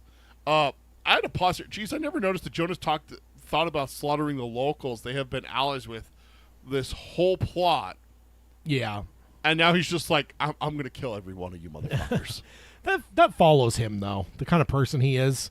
And also, I always definitely get the vibe that nobody as part of this conspiracy really means that much to him or to Farson. I feel like he's kind of an arm of Farson. I don't think Farson gives a fuck. Like, he'll promise them whatever, but people like Farson are the ones that will make you promises and then that promise blows up in your face. Harold comes to mind. If I'm going to tie it back to Flag, Harold had promises, but how did that turn out for him? I think the one thing, well, no, because that kind of goes to your argument with Harold, is that what about the ball? The ball is too precious, right, and everything like that. But that's the last thing they're using him for.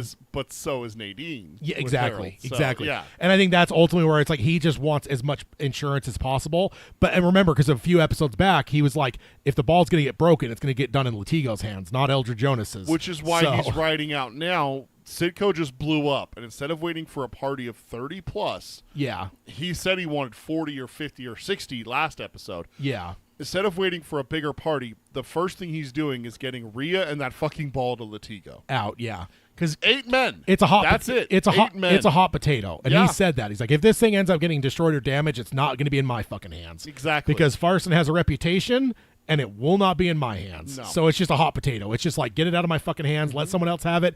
Then whatever. God be with it. Like, it's not my problem anymore. Yeah. So and also Jonas has been ebbing back and forth between underestimating our boys, but again, I think that since he escaped, I think that's over.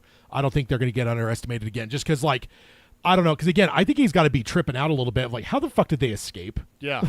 Like, yeah, the guys got shot and stuff, but it's like when you're Elder Jonas, you walk into that jail, the cells are open, these two people are shot dead, there's a little bit of a fire. Their guns are gone. Guns are gone, and it's like, how did this fucking happen? Yeah. Like, it's one of those things, like, if a movie were to do this, but they didn't show you what happened, you'd be like, there's no fucking way. Like, it and then you find out the mystery later on. Yeah, that there was another party, right? Yeah. So, or that one of them, used a trick to make Dave come close to the bars and shoot him and get his gun, and then they put together a stick and they wiggle a bone and a dog brings the keys to them. Yeah, and everything. Some Bugs Bunny shit for sure, or a landed a Jedi mind trick. Yeah. Suddenly, gunslingers can now use the Force. Yep, it's the touch. And it would be a land that would do it. Of too. course, it would be. Renfrew says the boys are most likely 30 miles west of here, riding as fast as their horses will take them, and he would give a crown to know how they got out. There's what you mentioned earlier. Jonas thinks to himself, what does it matter, you idiot? Renfrew goes on to say, the 30 men that Lango is putting together will be the hardest boys and can fight like 60 men. Jonas met Clay's eyes for a moment, and I'll believe it when I see it, is what Clay's eyes said. Jonas knew again why he always liked Clay better than DePape. He asks how many of them will be armed. Renfrew says with guns, maybe half, and there will be no more than an hour behind us. Good, Jonas says. At least their back door was covered. That will have to do, and he couldn't wait to be rid of the thrice-cursed ball. Whispered a sly, half-mad voice from a place much deeper than his heart. Oh, can't you? Jonas ignored the voice until it stilled. Half an hour later, they turned off the road and onto the drop. Several miles ahead, moving in the wind like a silver sea, was the bad grass. And that's the end of the subchapter there.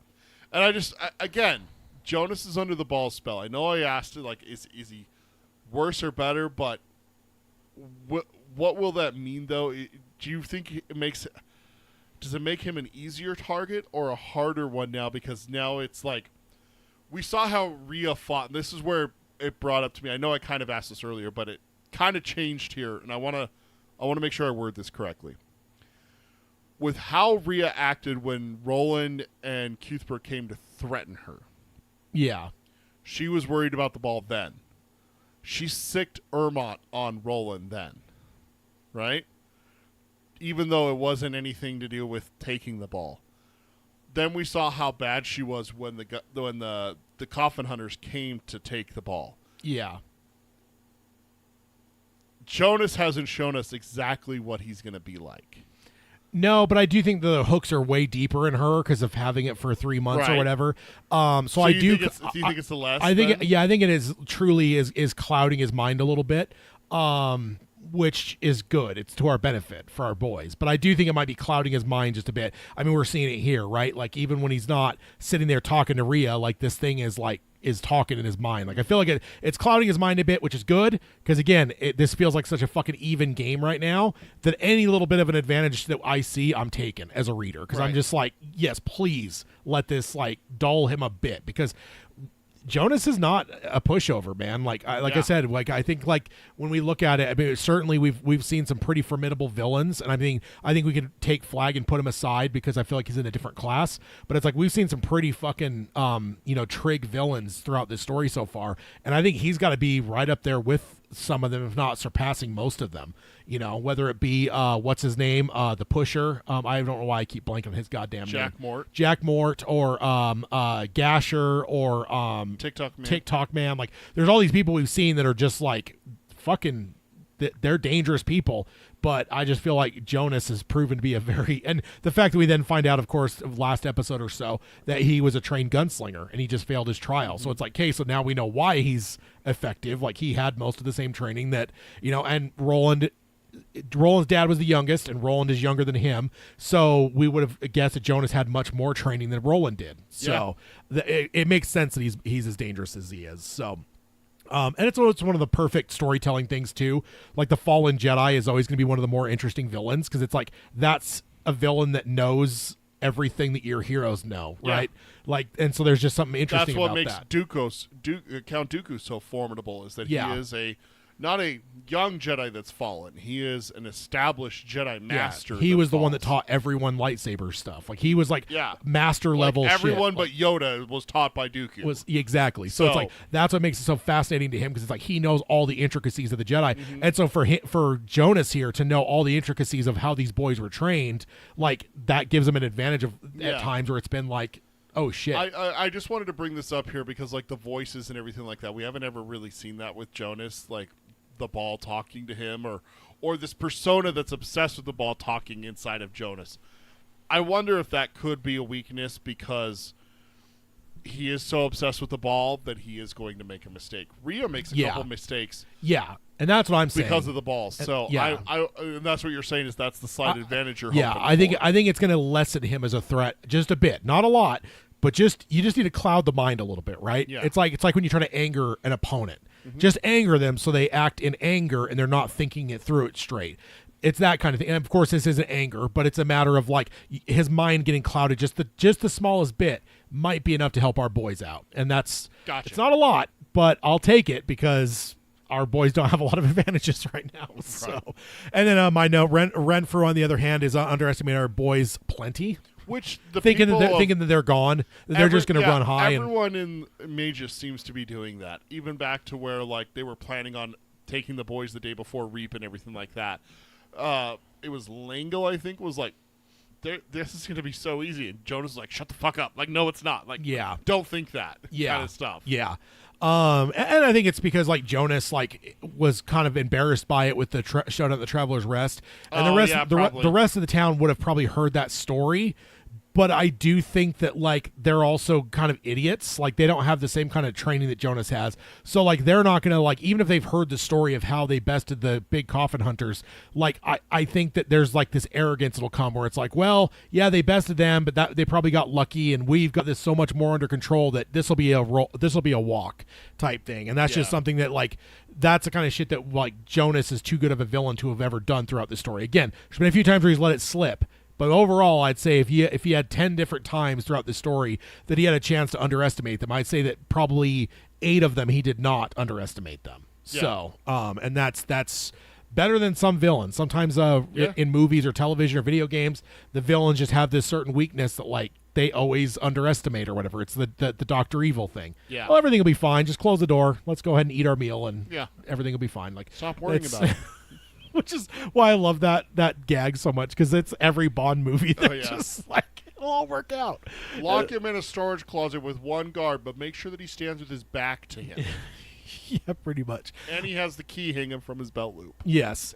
And then my last note, makes sense that Clay is Jonas's favorite, because I do think that we've kind of gotten the sense that Clay is older, and I feel like Clay is a little bit more trig than DePape is. Yeah. So in general, right, DePape's the reason for the showdown at the Traveler's Rest. Like so much of the, I don't know, I just feel like he always felt like a much like lesser finished product, right? He feels a lot more rough around the edges.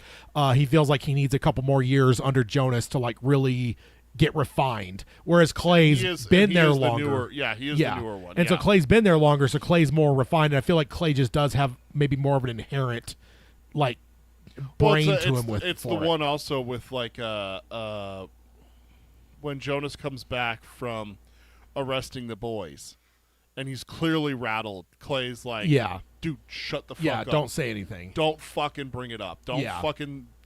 And then DePape does. And then he does anyways. Yeah, so it makes total sense that, you know, because I feel like we've seen that. I do feel like they do feel like Tweedledee and Tweedledum, and sometimes it's hard to like differentiate between the two for me sometimes. Yeah. But that when you're actually in the story, it is very clear that you could see that Clay is a head and shoulders above where DePape's at. And that's not to say that DePape may not be there 5 years from now if he has the requisite time that, you know, Clay has had with Jonas. But where he's at now, he's very rough around the edges. So, makes sense. All right, so going over to Subchapter 7. So this is a very short one. Around the time Jonas and his party were writing down the drop, our boys were swinging into their saddles. Susan and Ch9 stood at the doorway holding hands and watching them. Roland told them that they'd hear the tankers explode and smell the smoke. Then no more than an hour later, smell more smoke, and pointed, saying that it would be the brush in the front of the canyon. Susan asked if they didn't see those things. He told her to go west, but that they would see them. He swore it.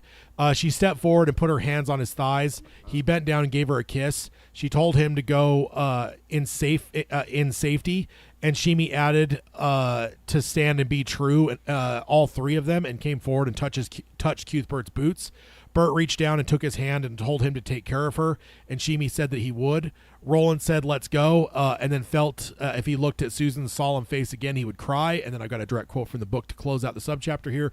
I don't know how often we do this, because King always has these fucking bangers at the end of subchapters. Quote, they rode slowly away from the hut before the grass closed behind them, hiding it from view. He looked back a final time. Sue, I love thee. She smiled. It was a beautiful smile. Bird and bear and hare and fish, she said. Then period. Then the next time Roland saw her, she was caught inside the wizard's glass. Ooh. Like, I just got chills, man. It's just like, what the fuck does that mean? That's okay. So I'm gonna say my note because you literally just said it almost word for word. It can mean so many things too. Yeah. What does that mean? Caught inside the wizard's glass. Yeah. Like, is she physically transported into it by magic or something? Yeah. We have a witch on the board. Yeah. We don't know what that means. And this is a supernatural device itself, right? So it's like it's able to see far and everything like that and show you the darkest of people.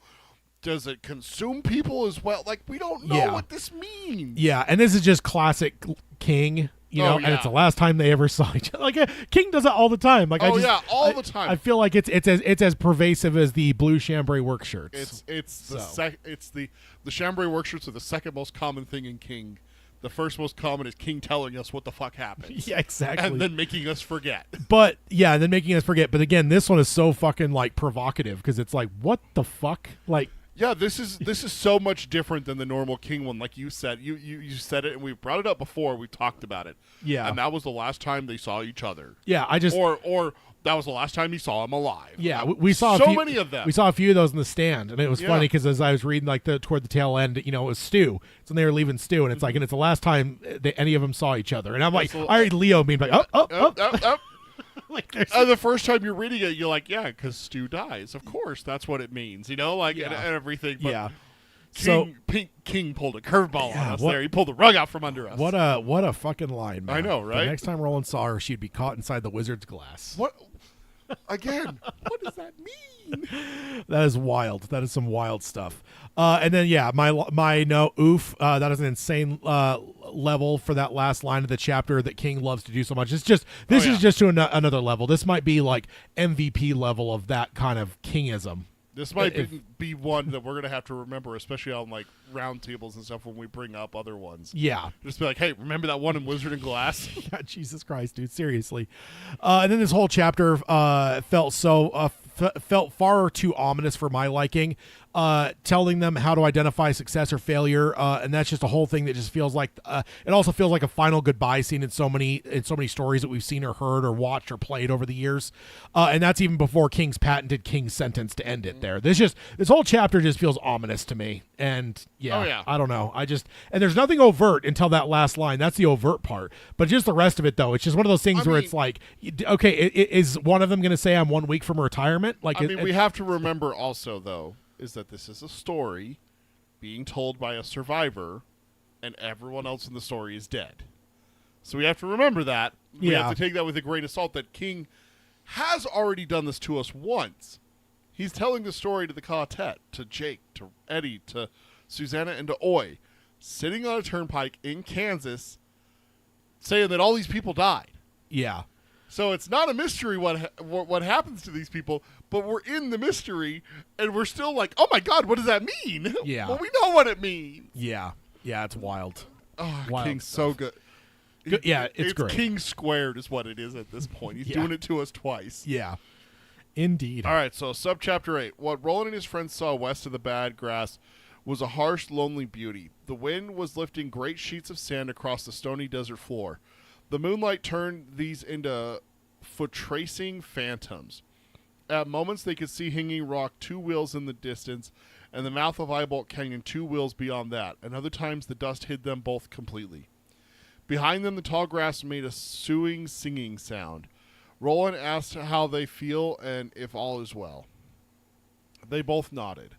There is going to be a lot of shooting, Roland says. Cuthbert says they will remember the faces of their fathers. Roland agreed almost absently, yes, they will remember them well. He stretched in the saddle and said the wind is in their favor, not theirs. Yeah. It's in Roland's Ka-Tet's favor, not Jonas's. Yeah. I worded that funny in my notes. Sorry. That is one good thing. We'll hear them coming, and we must judge the size of size of their group, all right? They both nod. If Jonas still got his confidence, he'll come soon in a small party with whatever gunnies he can put together on short notice, and he will have the ball. We'll ambush them and kill them all, and take the wizard's rainbow. Alan and Cuthbert sat quietly, listening intently. The wind gusted, and Roland clapped a hand to his hat to keep it from flying off. Hat watch! Yeah. Except this one doesn't count, though. No, it doesn't count because it's in the past. Yeah, it's in the past. I mean, he very well could have had a hat from Gilead. He could have bought a hat in town. Right. Yeah, exactly. It doesn't count. But still. Hat watch. Yeah, it's true. It's true. If he fears more trouble from us, he is apt to come later on in a bigger party, and if that happens, we will let them pass, and if the wind keeps up, we will fall in behind them. So, I got to stop here. You were just saying that Jonas doesn't underestimate them, right? Yeah. But Roland says right here that if he fears more trouble from us, he's apt to come later on in a bigger party. So... But he is underestimating them. I don't think so. I think Roland's got a bad read here because it goes back to the thing. He wants to get rid of that fucking ball as fast as possible. Right. So I think that's truly what is driving him here. And I think Roland's just misreading it where it's like, whatever. Because I think for him, all this shit's going wrong. And I mean, we saw it when he was in the room, right? Having sex with Coral, and then some of this shit starts blowing up. And it's like, he's just like, I need to get out of here as quick as fucking possible. I want to be out of this place. I want to be gone. I want to get the fuck out. He was having that the last 2 episodes about just like, man, maybe I should just cut and run. Yeah. Yeah, 100%. And then just that whole thing going back to it where it's like, if anything happens, this ball is not going to be in my hands. It will be in Latigo's. Like, fuck this guy. And, like, it's just not going to be me. So I think Roland's got a little bit of a misread because I don't think he's underestimating. I think it's just a matter of, like, okay, what is the fastest I can get there to get this thing out of my fucking possession? Well, I'm not going to wait for the big group to get together. I'm going to get the small group and get the fuck out of here. Because I wonder if he'll end up getting it up there, getting Rhea off to that smaller group at Hanging Rock, and then he'll circle back to the big group. And then because then once it's there, then I feel like he has a completely different mentality of how he's going to handle things. But he just wants that thing out of his. It's off my books. I don't want to be. I don't think he would leave the tankers and the ball at that point.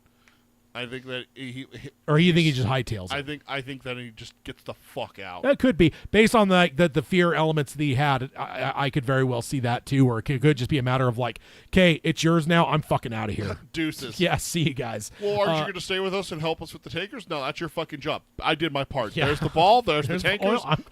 Bye. Yeah. So I think that, and I don't think it's necessarily like disastrous for Roland, but I do think it's a slight misread because I don't think he understands like I don't think he understands the fear like we do because we've been in Jonas's head now, so we kind of understand it a little bit more than Roland does. So I don't think he's underestimating him personally. I think it's more of just fear driving him a little bit. That's a good point. Fear of Farson, but also I think just and it's funny because it reminds me of Flag in the Stand, right? There's that element of like, oh, it feels like the edges are starting to get flaky, like, and it's like in other times I would have just hightailed it, but no, this is my place to stand, so I'm sticking around. So I think that the same thing's happening to him here. He's just ready to fucking hightail it more than anything. So, so my note here: good to see Roland checking on the boys, Aladdin and Cuthbert. He knows they haven't ever done anything like this before. Yeah, and then my note: nor is he. The eve of their first real battle for all of them. Yeah. I mean, you could say the trial of whatever, but like, and there's a showdown at the Traveler's Rest. It was like a pseudo showdown, but it's like. This is them truly going into true battle. Honestly, the showdown at the Traveler's Rest makes me think that that's Cuthbert and Alan's court initiation. Yeah. That's where they earned their guns. Now it's time for all 3 of their first battle. Yeah, exactly. And that's just... It's different. That's huge. It kind of reminds me of like that first episode of Band of Brothers, right? When you spend a good chunk of the time with everyone kind of waiting, because they got delayed a day because of the weather and stuff. So it's just like, there's an element of like or Lord of the Rings, right? Like being in a battle is bad, but sitting on the edge of one waiting for it to start is even worse type thing, right? Like and it's the start of Helm's Deep. Yeah. Like you're just sitting there watching the horde come marching into that canyon, and you're just like, yeah.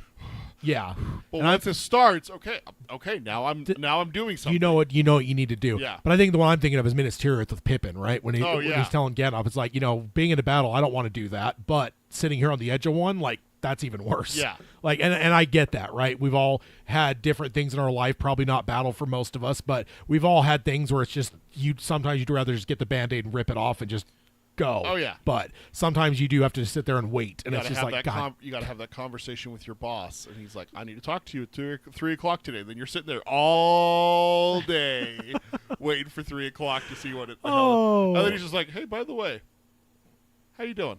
It's like, you know what? Fuck you, dude. Oh, I hate you. Or if a manager sits you down and acts like they're gonna fire you. Yeah, fuck you, Dad. It's one of the worst practical jokes you've ever pulled on me. One of, not the worst. Oh, man, I love the spirit of it. And then my next note here, damn, Roland really has a read on Jonas, doesn't he? Not saying that he's right, Like, No, like you pointed out. correct. But yeah. the fact that he knows like it's either this or this. it's the math problem. He got the work wrong, but he did get to the right answer for the most part. It's just like it's either going to, if he's scared of us, big party. If he's still has confidence, little party. Yeah. That's what I think it is. It's Yeah. going to be. Yeah, and so it's like he's what is it? You're right for the wrong reason. Yes. Like that kind of thing. That's right? that's what Cuthbert says. Cuthbert's to him. line. Yeah. So he's doing it again. He just doesn't he doesn't Wrong. realize it. You're right, but for the wrong reasons. So you're all the way wrong. and we know Jonas has the smaller group, so it is an advantage to our boys too. It is. Like so, rather than like having to like tuck and hide if it were the bigger group, like they're going to engage the smaller group. So like me, I just remember like getting all excited here. I'm like, okay, here we go. Like let's fucking go, man. Cuthbert began to grin. Oh, Roland, your father would be so proud. 14, but cozy as the devil. Roland says 15 comes next moonrise. I don't know if I've ever clocked that Roland mentions his birthday. So that puts his just after a birthday reap? in November, December? If November? it matches our months, yeah. I mean, fall.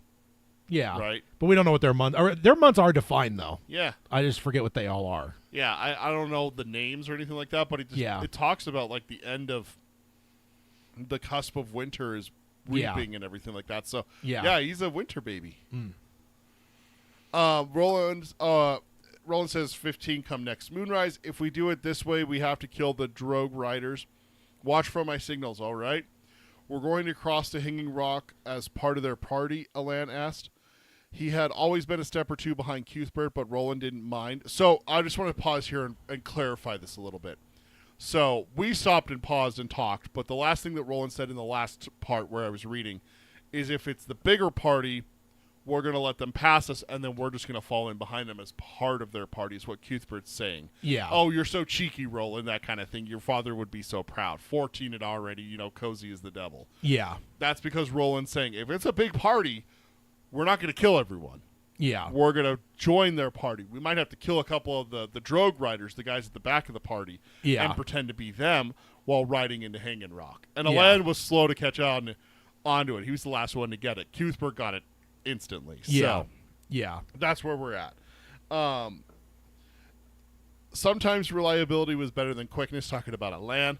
Roland says if the cards fall that way, yes. Alan says if they have the pink ball, you better hope it doesn't give us away.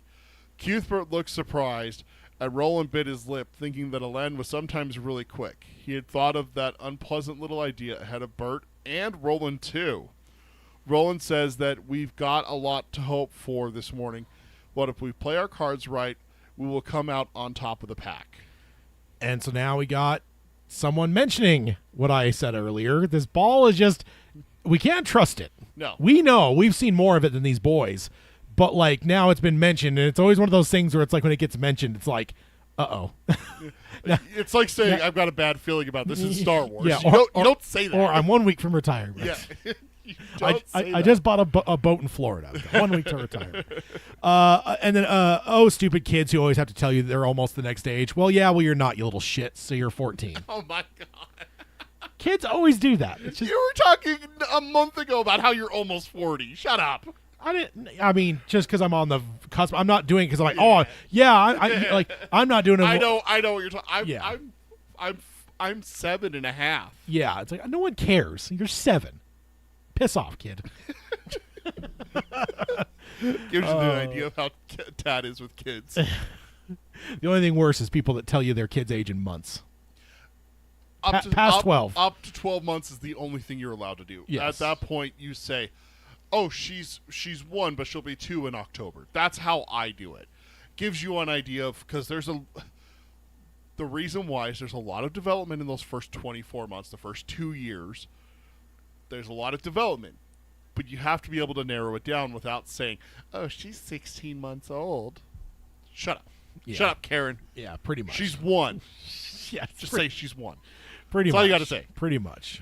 So my note here, so Roland hadn't thought of everything. That isn't comforting, and we already know that Rhea has the ball with Jonas's party.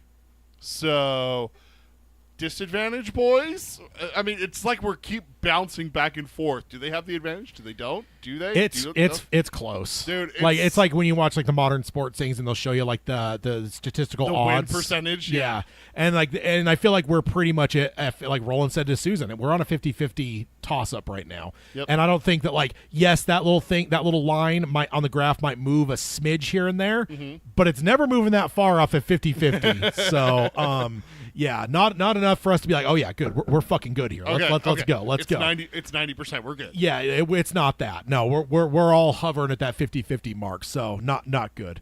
Agamorphy says Roland is a Cancer with Scorpio rising. That reads more or less. It's a wonder he's not born under Demon Moon. Ooh. With all the stuff we know of Roland, it seems like Demon Moon might be the moon that he was born. I wonder if the next moon is even worse. It's like the unholy angel moon or some shit like that. I love it. All right, and then makes sense. Alan is thinking about it with the touch. I imagine the ball is heavier on his mind than the other two. Just he's more in that realm. So it's interesting for him. You've been talking about that with the ball and Alan, how similar they are to each other, and how they're like seem like they're on the same wavelength kind of thing. Because it's like it's like when you're playing like the whole fucking nerdy Dungeons and Dragons bullshit. You got your magic, knights and stuff. Yeah, then you got your fucking warlocks or wizards or whatever. Like that. Like that's all kind of in its own genre. Right. And like the touch is in that genre, and it's kind of like what's the difference between Court and Van A, right? Van A is more of the mystical, as well as like if there's going to be one that is going to get a little bit more in depth of like history or knowledge, it's going to be Van A. But it's like who taught them hypnotism? It wasn't fucking Court. And it's like, and Alan is more in the Van A camp. Yeah. If it were Harry Potter and they were like dedicated to the teachers, Alan is going to be under Van A. And I think because the ball is just more in that realm, if the one that knew more about the balls would have been Van A, not Court. So I just feel like that's kind of why I tie them together. And it makes sense. It really does. I feel like it feels like it logically follows. Yeah. So going on, they dismounted and sat by their horses on the edge of the grass, saying little.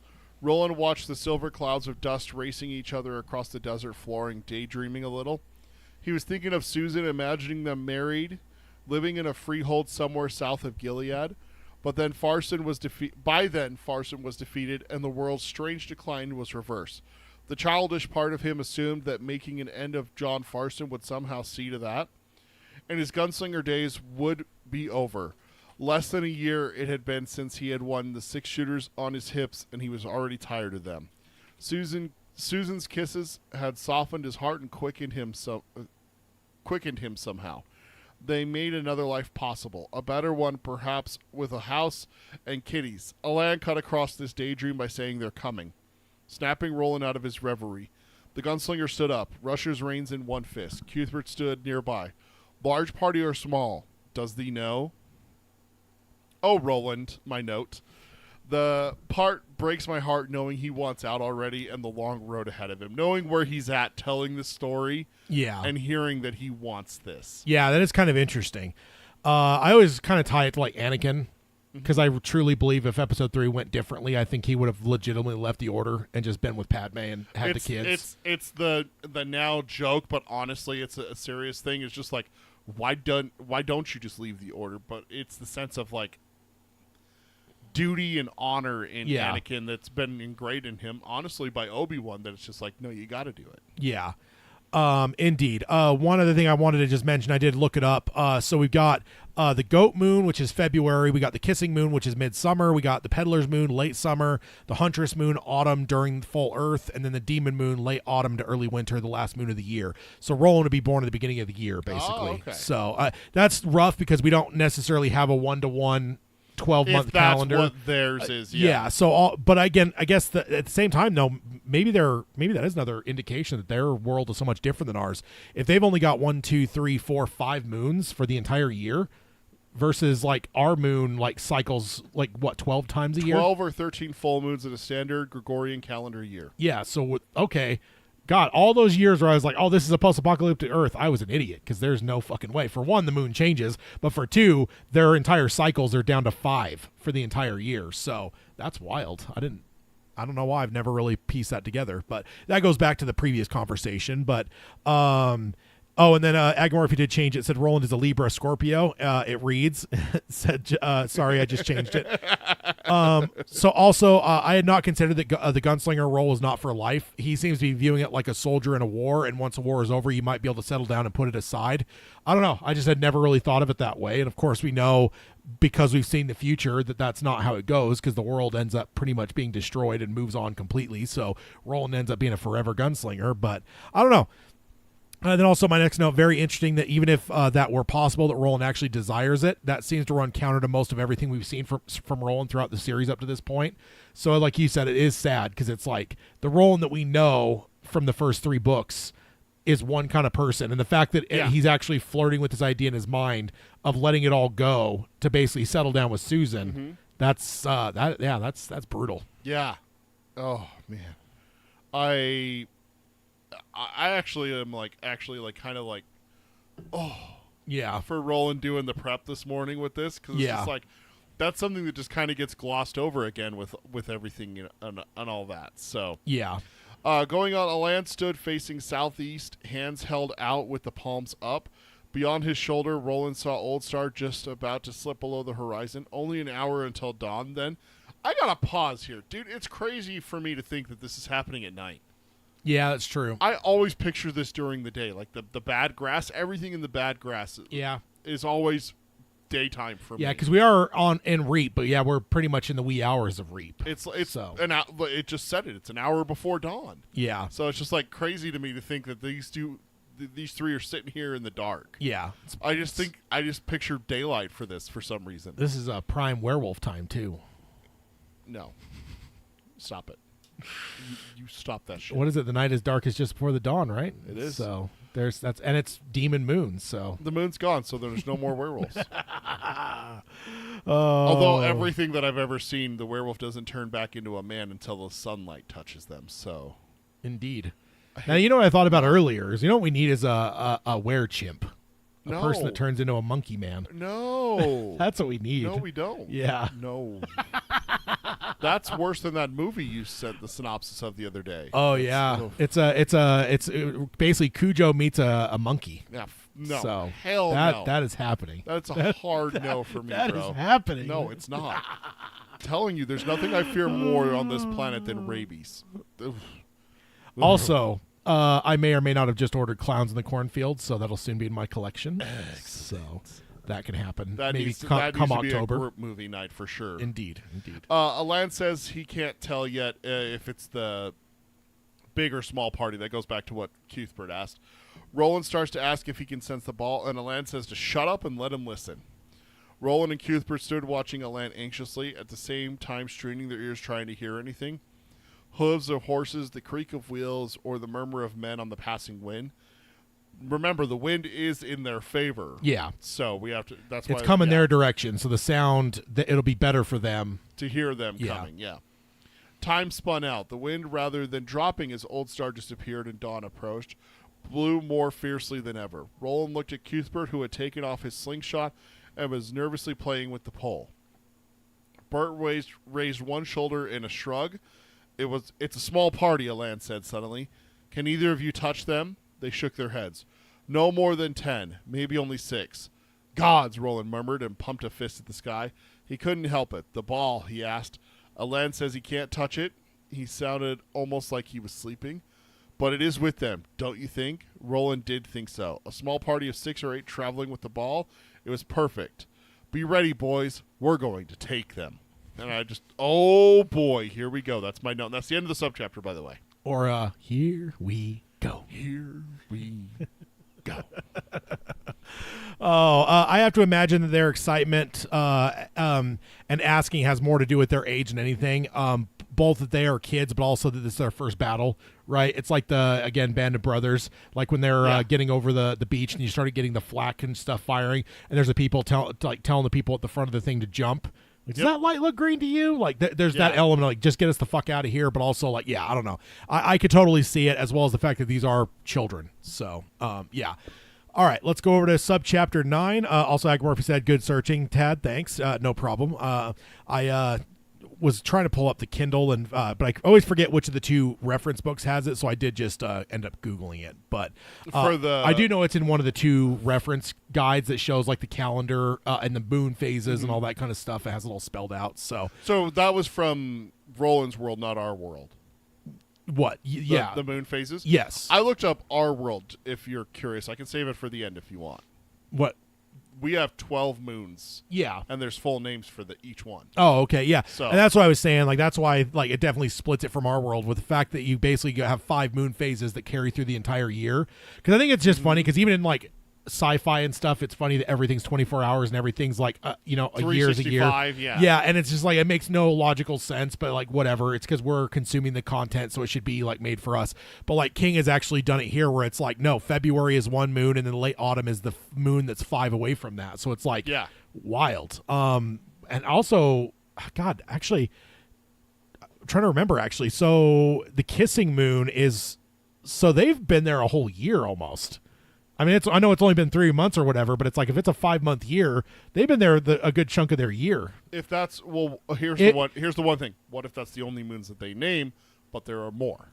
I mean, I guess it depends because but it says the goat moon says February, kissing moon midsummer, which follows with what we saw in this story. Peddler's moon, huntress moon, and demon moon, and those are the ones we've all seen. All of those. The goat moon's the only one we haven't seen mentioned in this story. It does reference another book on that. So I don't know. It's just one of those weird things, and it would be just up King's alley to completely fucking change it on its head and go, you know what? Fuck you. I'm not doing 12 months to fit ours. I'm going to do something completely different. What if I only do 6? What if there's one missing? Yeah. And he does half of it, and the moons last twice as long on this on Roland's world. Yeah. Because ours has a full 12. Yeah. So, and they each have a name, and they each have a month correlated. Yeah. We could probably go and look back at this whole story because there's like the chapter things that will tell you like the moon phases. Yeah. But we know they've been here for about 3 months. And we have seen it go from kissing moon to now we're at demon moon. But all I'm saying is if that calendar is 100% what it is for this world, that means that our boys have been there 3 months, but that's 3/5 of the year of their calendar year, quote unquote. So that's wild. All right, so subchapter 9, this will be the final subchapter for this episode. So Jonas's party made good time to the drop and into the bad grass. The guide stars were brilliant in the autumn sky, and Renfrew knew them all. He had a click line to measure between the two he called the twins and stopped the group every 20 minutes to use it. Jonas had no doubt that they'd come out of the tall grass at Hanging Rock. An hour after they entered the grass, Jonas was told that Rhea wanted to see him and was told that it was important. When Jonas questioned it, he was told that the ball was glowing. So Jonas agreed to see her. And my first note, the ball is awake. That's not good. Especially with Alan just mentioning that, that being a danger. Because I was already nervous the first time reading because I'm like, that thing has just been against us the entire story, right? Why did it show Rhea, Roland sleeping with her? Like, it just, every single time it shows, I mean, there's some stuff that doesn't really affect us. Like, I don't care about the corner liquor. I don't care about the kids torturing the dog. Like, it's terrible shit to see, but like, it doesn't impact the our travelers that the companions where they killed one killed the other. Yeah, like, but that doesn't affect us. But there's been a couple times now where that ball has fucked our boys particularly and like potentially put our boys in danger. Yeah. So I don't trust it. And then Alan saying that, I'm just like getting more and more nervous. And then now we find out the goddamn thing's awake. So that's not good.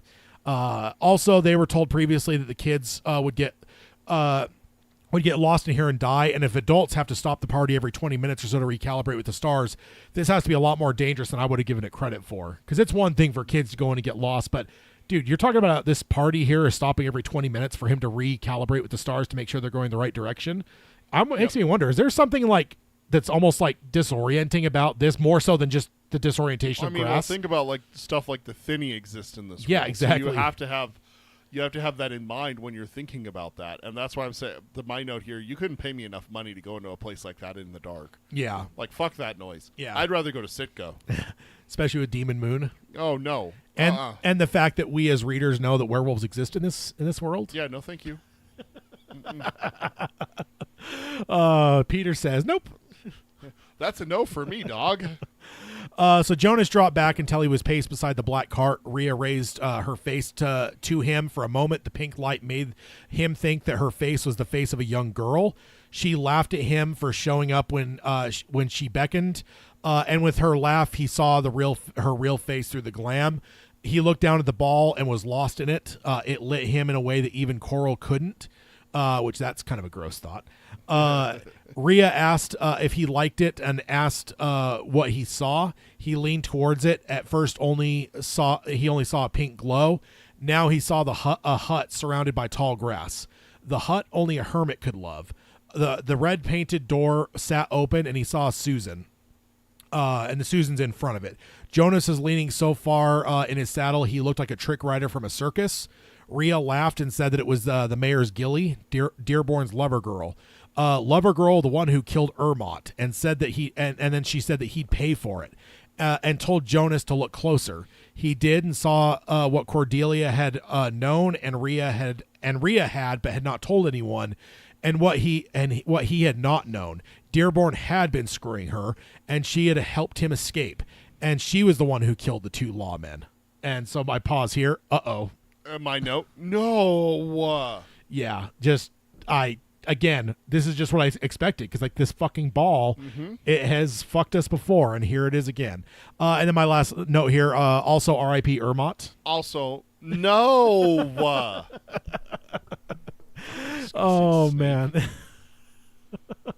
The figure in the ball swam closer, and it made him dizzy, but in a pleasant way. Behind Susan in the hut, he thought might be someone sleeping, but no, it was just hides. Rhea asked if he spied the boys. He told her no, and she was alone, waiting. Rhea agreed and gestured above the ball, and the pink vanished. Jonas almost gave a low protesting cry, and he wanted to stretch his hand out and tell her to make the light return, begging her if necessary. But through sheer will, stopped himself from doing it, and it helped him get his wits back. With his wits, he knew that Rhea's motions were all phony. She had no more power over the ball, or as much as she wished that she did. She asked him what Susan would be waiting for. Jonas thought with alarm that there would only be one thing that she'd be waiting for, and if she was waiting for them, then maybe they were ahead of them doing their own waiting. He then told her he'd only ask once, and she had better be honest, and asked if the boys knew about the ball. Her eyes shifted from him. It was answer enough in one way, but not in another. She had things her own way for too long. He grabbed her by the shoulder, and it was horrible. It was like grabbing bare bone, but that was somehow still alive. He squeezed, and she moaned and wriggled, but he held tight and told her to tell him, and called her a bitch, which I like that. Like to see it. Okay. She said that they might know. The girl might have seen something the night that she came to and then trailed off. And then she cried in pain and said that he was killing her. He told her that if he wanted to kill her, she'd be dead. He looked at the ball one last time and sat up straight in the saddle and called for Clay to hold up. So, good chunk there. Let's see. Agamorphy says it would also be very king to give to just be arbitrary about it and have and having circle back later. I think talking about the calendar. Yeah. So yeah, I mean it is interesting, but yeah, it sure seems like it's a whole lot different than ours, where we're used to 12 months, because months is obviously dictated by the cycle of the moon and stuff. Yeah. So my notes here, fuck, of course the ball is showing the worst possible thing. That is what it does. But still, this is not good. No, I mean, worst possible thing showing Susan, but at least it didn't show the boys, right? I mean, that's something, right? I mean, no, because it basically showed him the boys aren't with him, so now he's going to be on guard where it's like, oh, fuck, are they ahead of us now? He basically still knows where they are. So. Yeah. Now, if it almost would have been better if the boys were there with her, because then he would have just been like, oh, okay, cool, they're all there at this hut with her or whatever. It wouldn't put his guard up as much. Yeah. But with them being missing, it's like, oh, wait, where are they at? Type thing. So I love him knowing that she has no power over it, even though she wishes she did, and wanted others to think that she does. Like, I just love that he's able to see through that. I do love seeing Rhea getting roughed up here a bit too, both physically and verbally. So it's good stuff. The thought of touching her is just so yucky. Just him grabbing her shoulder and the description. Yeah. It's like grabbing bone that was still alive. Especially because remember the smell that was mentioned last episode or two. Yeah. So not good. I have to imagine too that her clothing has got to be rather pungent. Unless she changed while she was at Seafront. I don't think she's one. She that was probably too changes. busy with the ball. Yeah. At one point, did we also get the sense that she was soiling herself too? So yeah, that's fun. Yeah, because Musty wouldn't even go in the hut at a He's certain like, point. yeah, I'm done. And it's like cats, while clean creatures, aren't necessarily the best smelling creatures in their own sense. So I've been in some pretty god awful places that had cats that were pretty god awful smelling, and cats were part of the reason. And yeah, so for a cat to be like, nope, not doing it, that can only tell me what that must smell like. So Jonas rode up to where Clay and Renfrew were, and Renfrew asked him what the holdup was, and it would be dawn soon. Jonas asked him if he knew the huts in the bad grass, and Renfrew said that he did. Jonas asked him if he knew of one with a red door. Renfrew nodded and said Old Sunni's place, and that he had a religious conversion or vision or something, and he had painted his door red, and then he ended up going with the Manny folk the last 5 years. He did not ask Jonas why, or he didn't ask why. Jonas asked. He saw something in his face. Jonas told Quint he was in charge now, much to the chagrin of Quint, and he told him that there was a change of plans. And he told him he'd explain, but not to open his mouth unless there was something that he didn't understand. He told him to turn the black cart around and put his men around it and go back the way they came and join up with Langell and tell him to stay where they were until Reynolds and Renfrew came. Quint understood, and Jonas sent him on to tell Rhea to put the ball back in its bag. It was distracting. Jonas told him that the boys were here, probably ahead of them, but if they were back the way that they were going, they'd probably set upon them. So he's basically warning Quint they could attack you. Quint looked nervous at the tall grass. Jonas said that they would try to take the ball, and if any man did not die protecting the ball, they would wish they had, and told him to tell them all that. He then told Quint that they'd be safe when they made it back to Langell. Quint asked how long they should wait for them, and Jonas said until hell freezes over. Jonas told Renfrew and Reynolds, turned to Renfrew and Reynolds and said they had to make a little side trip. And that's the end of the subchapter. And that's where we're stopping today. And that's where we're stopping. So dun dun dun. And then my notes here. Fuck that ball. Everything has gone sideways now. We were just a subchapter ago. We were fist bumping, where it's like, all right, man, let's fucking go. Yeah, every single time we think the boys have an advantage. Every single time, like you were saying. Yeah, it's earlier. like that chart. It's at the 50%. Yep. And it may go up and down a couple 52, percent. 48, Yeah. 51, 49, But it's 50. Yeah, but it's just consistently holding around there. It's like, come on, man, give us a fucking advantage here. Come on. So they know where Susan is, and they know that the boys are probably around. So that's pretty much what they've sussed out from the ball here. Yeah. So definitely not good. Did Jonas make another mistake by having Rhea put the ball away? It just showed him some critical information, and now he's closing that avenue of information off. I get the wanting to avoid becoming more addicted to it. The cloud, yeah. But my God, dude, this thing just saved your bacon. Right? Yeah.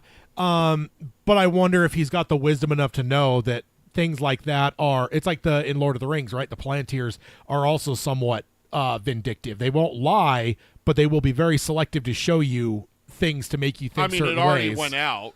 And it did go out. So yeah, and like obviously what has she been fucking with this thing for a couple days? It hasn't. Or not, maybe a day or so, and it's been black. She was in Reimer's thing trying to get it. It was black. It was black on the ride. So he's probably looking at it where it's like, hey, it came on, it showed us a little bit, but it's gone back out now, and it might be out now for another day or two or three. Who knows? It's very unpredictable. So for him, it's probably more of, like you were saying, does it make him more or less dangerous? And I think it makes him less dangerous because it's clouding his mind, and I think that maybe he's even seeing that. Yeah. So he's like, just put it the fuck away so it quits, so it doesn't pull me in anymore and dull my senses. So and we've had some talk of the Manny a bit here and there over the series, but I always remember wanting to know more about them because it seems fascinating. I feel like we saw a Manny, or we heard Manny folk talked about in the first book. Yeah. And I think in the third book there were some Roland's references to them. Mentioned them a couple times. But there have been the Manny have studied that much more than we have, or something like that in passing. Yeah, exactly. And we get the impression that they're like religious fanatics. Yeah. And they're very eccentric, whatever. Oh, and there was the Manny that was in the first couple pages of the first book, because it talked about how the Manny could basically watch themselves go without water until their body just completely withered away, and they would just do it with cold, calculating precision to just watch it. And it's like, and Roland was not to their level, but he could go quite a ways. No, he wasn't to the highest level, but he was on their level. He was like, it's like saying like, well, I'm not a black belt, but I'm a blue belt kind of thing. Yeah. Yeah, so we've heard Manny talked about quite a bit, and it's it's kind of interesting. I definitely want to know more about them because it's just like, we've heard some stuff about them, so heard about them again, but definitely not good. No. I don't know. I don't have any notes in the spoiler section. Do you got anything? Just the moons for the Earth? If we wanted to go over that real fast, and it's not spoiler section, so we can go. You can go ahead. Yeah, it was just that's the only thing I had. Wolf moon for January, snow moon for February, worm moon for March, pink moon for April, flower moon for May, strawberry moon for June, buck moon for July, sturgeon moon for August, harvest moon or full corn moon for September. There's a split there. Hunter's moon for October, which is the one that's about to start for us because we're at no moon currently. Trust me, I clock it. Beaver moon for November and cold moon for December. These names were given by Native American tribes to track seasons and the changes in the natural world is what the Google AI overview told me. But I pulled it up just to verify. I pulled it up on something. Because Google's is pretty... of all the AIs, Google's is probably the dumbest. I did pull it up just to verify it. I double-checked it on something that I am... confident. It's the Farmer's Almanac. My dad has used that throughout the years with different things with like weather and stuff like that. And it matches. That. So what'd you say? What was November? Is that yours? Beaver moon. Oh, okay. And then mine was nothing that full cool. Corn moon. You like corn? Children like corn, and I always make fun of Hayden and say that corn's my favorite vegetable, especially when it's popped. You do like a good corn on the cob, though. I do, and popcorn is the all-time greatest snack for movies. So, but don't put candy in it. Not for me. Reese's Pieces in your popcorn. No, none of that nonsense. But yeah, that is it for. You know what could make it really good for popcorn for you is if I put hot tamales in it. No, God, no, that's terrible. Now throw some hot sauce on it. Now we're talking. I know how much you love hot tamales and cinnamon flavors. That's disgusting. Cinnamon flavored popcorn, Tad. Oh God, it's the worst. With a nice cold root beer to go with it. So yeah, that is it for this episode. That will put us again late October, so we'll be a 10-year podcast by that point when we come back to the book clubs. I believe it is the 25th. Is it? Is that when our recording is? I'm just looking at my stupid our next Windows one's the 11th. No, yeah, but that's a round table. So yeah, it would be the 25th is our next for the next book club. Next book club. The next book club is the 25th. So we're getting right along, man. We keep getting these episodes that move us further and further and closer to this showdown. But I'm just waiting for it to pop off here because we got some shenanigans that is right on the horizon here. And we got more than shenanigans, sir. We got some fighting. Yeah, indeed, and we feels like we have a number of episodes of setup of different kinds, but yeah, we're getting there. So we'll be back. We only have three book clubs left for the year too. Jeez. So when you think about it that way, October, November, December. So so let's go ahead and hit the outro stuff real quick. If you want to subscribe to us, you're going to do that on any podcasting service of your choice. You can stream us on Spotify, Amazon Music, or Audible. You could join us for our live streams here at youtube.com/DarkTowerPalaver. If you could like, subscribe, and ring the bell for notifications. You can watch live streams like Agamorphy did. A few other people popped in. I'm sure they were just silent in the chat, but I did see some numbers, listening in. The lurkers in the chat. Yes, indeed, which is totally fine. Or you can watch old live streams if you want. If you want to comment on the video, if you're watching in the future, you definitely can. I'll always see that, and I will pass them along to Peter as well. Then if you want to find the show notes, you can do that at darktowerpalaver.com. That is the hub for all things Dark Tower Palaver. We don't really have any show notes for this episode because it's just a book club. Then if you want to support the show, you can join us, support us over at patreon.com/darktowerpalaver. And then if you want to contact us, Peter can let you know the ways to do that. Email us. It's show@darktowerpalaver.com. You can also find us on Instagram and Threads. It's the same thing, but it's not the same thing. Yeah. Dark Tower Palaver, all one word, no spaces. And then we're on Blue Sky. It's at darktowerpalaver.bsky.social. And then we're also on the Twitter. It's at Dark Tower Pod. That's at Dark Tower POD. And then Facebook.com/DarkTowerPalaver. And then merchandise, tpublic.com/user/DarkTowerPalaver. We need to get a Ermot is dead, hooray shirt made. No, there's that Rhea shirt on Ka-Tet of 19, which I am sporting right now with the Dark Tower VHS covers, which is lovely for me because growing up on VHS, then it's Dark Tower. So It's cool. it's such a fun little crossover. But yeah, there is the new Rhea shirt that does have some Ermot reference on it. So if you want to support our dearly beloved dearly departed Ermot, you can do that over there at Ka-Tet 19. Agamorphy says Beaver Moon, me too, Peter. Yeah. And then what grated Parmesan cheese, dude. What? Great episode. Great Parmesan cheese. I'm assuming that's what I was like, if that's a reference, I don't get it. But I thought maybe you got a reference there. Okay, because I know you're way more into the YouTube side of things, so sometimes you know things that I don't know. It's part of being the younger person here.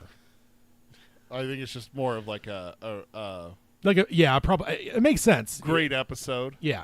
Rated. All right. And then we'll sign off as we always do by saying long days. I will also say that we'll be back in 2 weeks, of course, in a fortnight for the next roundtable as well. I know I was mentioning the book club, but that's because this is a book club. If you're a book club's exclusive listener, because maybe you're not finished with the series, that's when our next episode will be for you. But for everyone else, of course, that's finished the series. We do have a roundtable And here in a fortnight. We do need to talk about what we're talking about on that episode. I don't know. What do you? There's two things we have to talk about on that episode. You'll have to remind me. The Long Walk Oh yeah, we went and saw The Long Walk. and the Institute. Oh, that's true. That's true. I got to finish Both that of still. those need to be talked about on the roundtable. Okay. I So- finished the Institute. Yeah, I'll need to jump I mean, into it. you got a fortnight, so Yes, you got time. indeed. That's why I want to throw it out there for anyone that wants to join in those conversations or send in emails to us at show@darktowerpalaver.com. If you've seen The Long Walk and you want to add anything, go ahead and email us or reach out to us in any of the other ways. And then we're also going to be talking about the Institute. I want to kind of preemptive that so that people know. Yeah, no, for So- sure. Sounds good. All right, but then we'll sign off as we always do by saying long days and pleasant nights. Long days and pleasant nights, folks. All right, thank you all for joining on the YouTube side. Agamorphy, it looks like Cody just Cody. Hey, Cody. Okay, Cody popped in, so maybe you're one of the ones listening. But yeah, and everyone that listened, as well as Agamorphy, Cody that chimed in. Thank you guys, and we'll see you in a few minutes for Geekery Abides if you join us there. If not, we'll see you in a fortnight for Roundtable, whatever. I don't know, 170 probably. Something like that. I think we were 168, 169, somewhere in there. So we're either 169 or 170. We're getting Ermot close. is Disgusting. He's the best. No. All right, see you guys. Bye, everyone.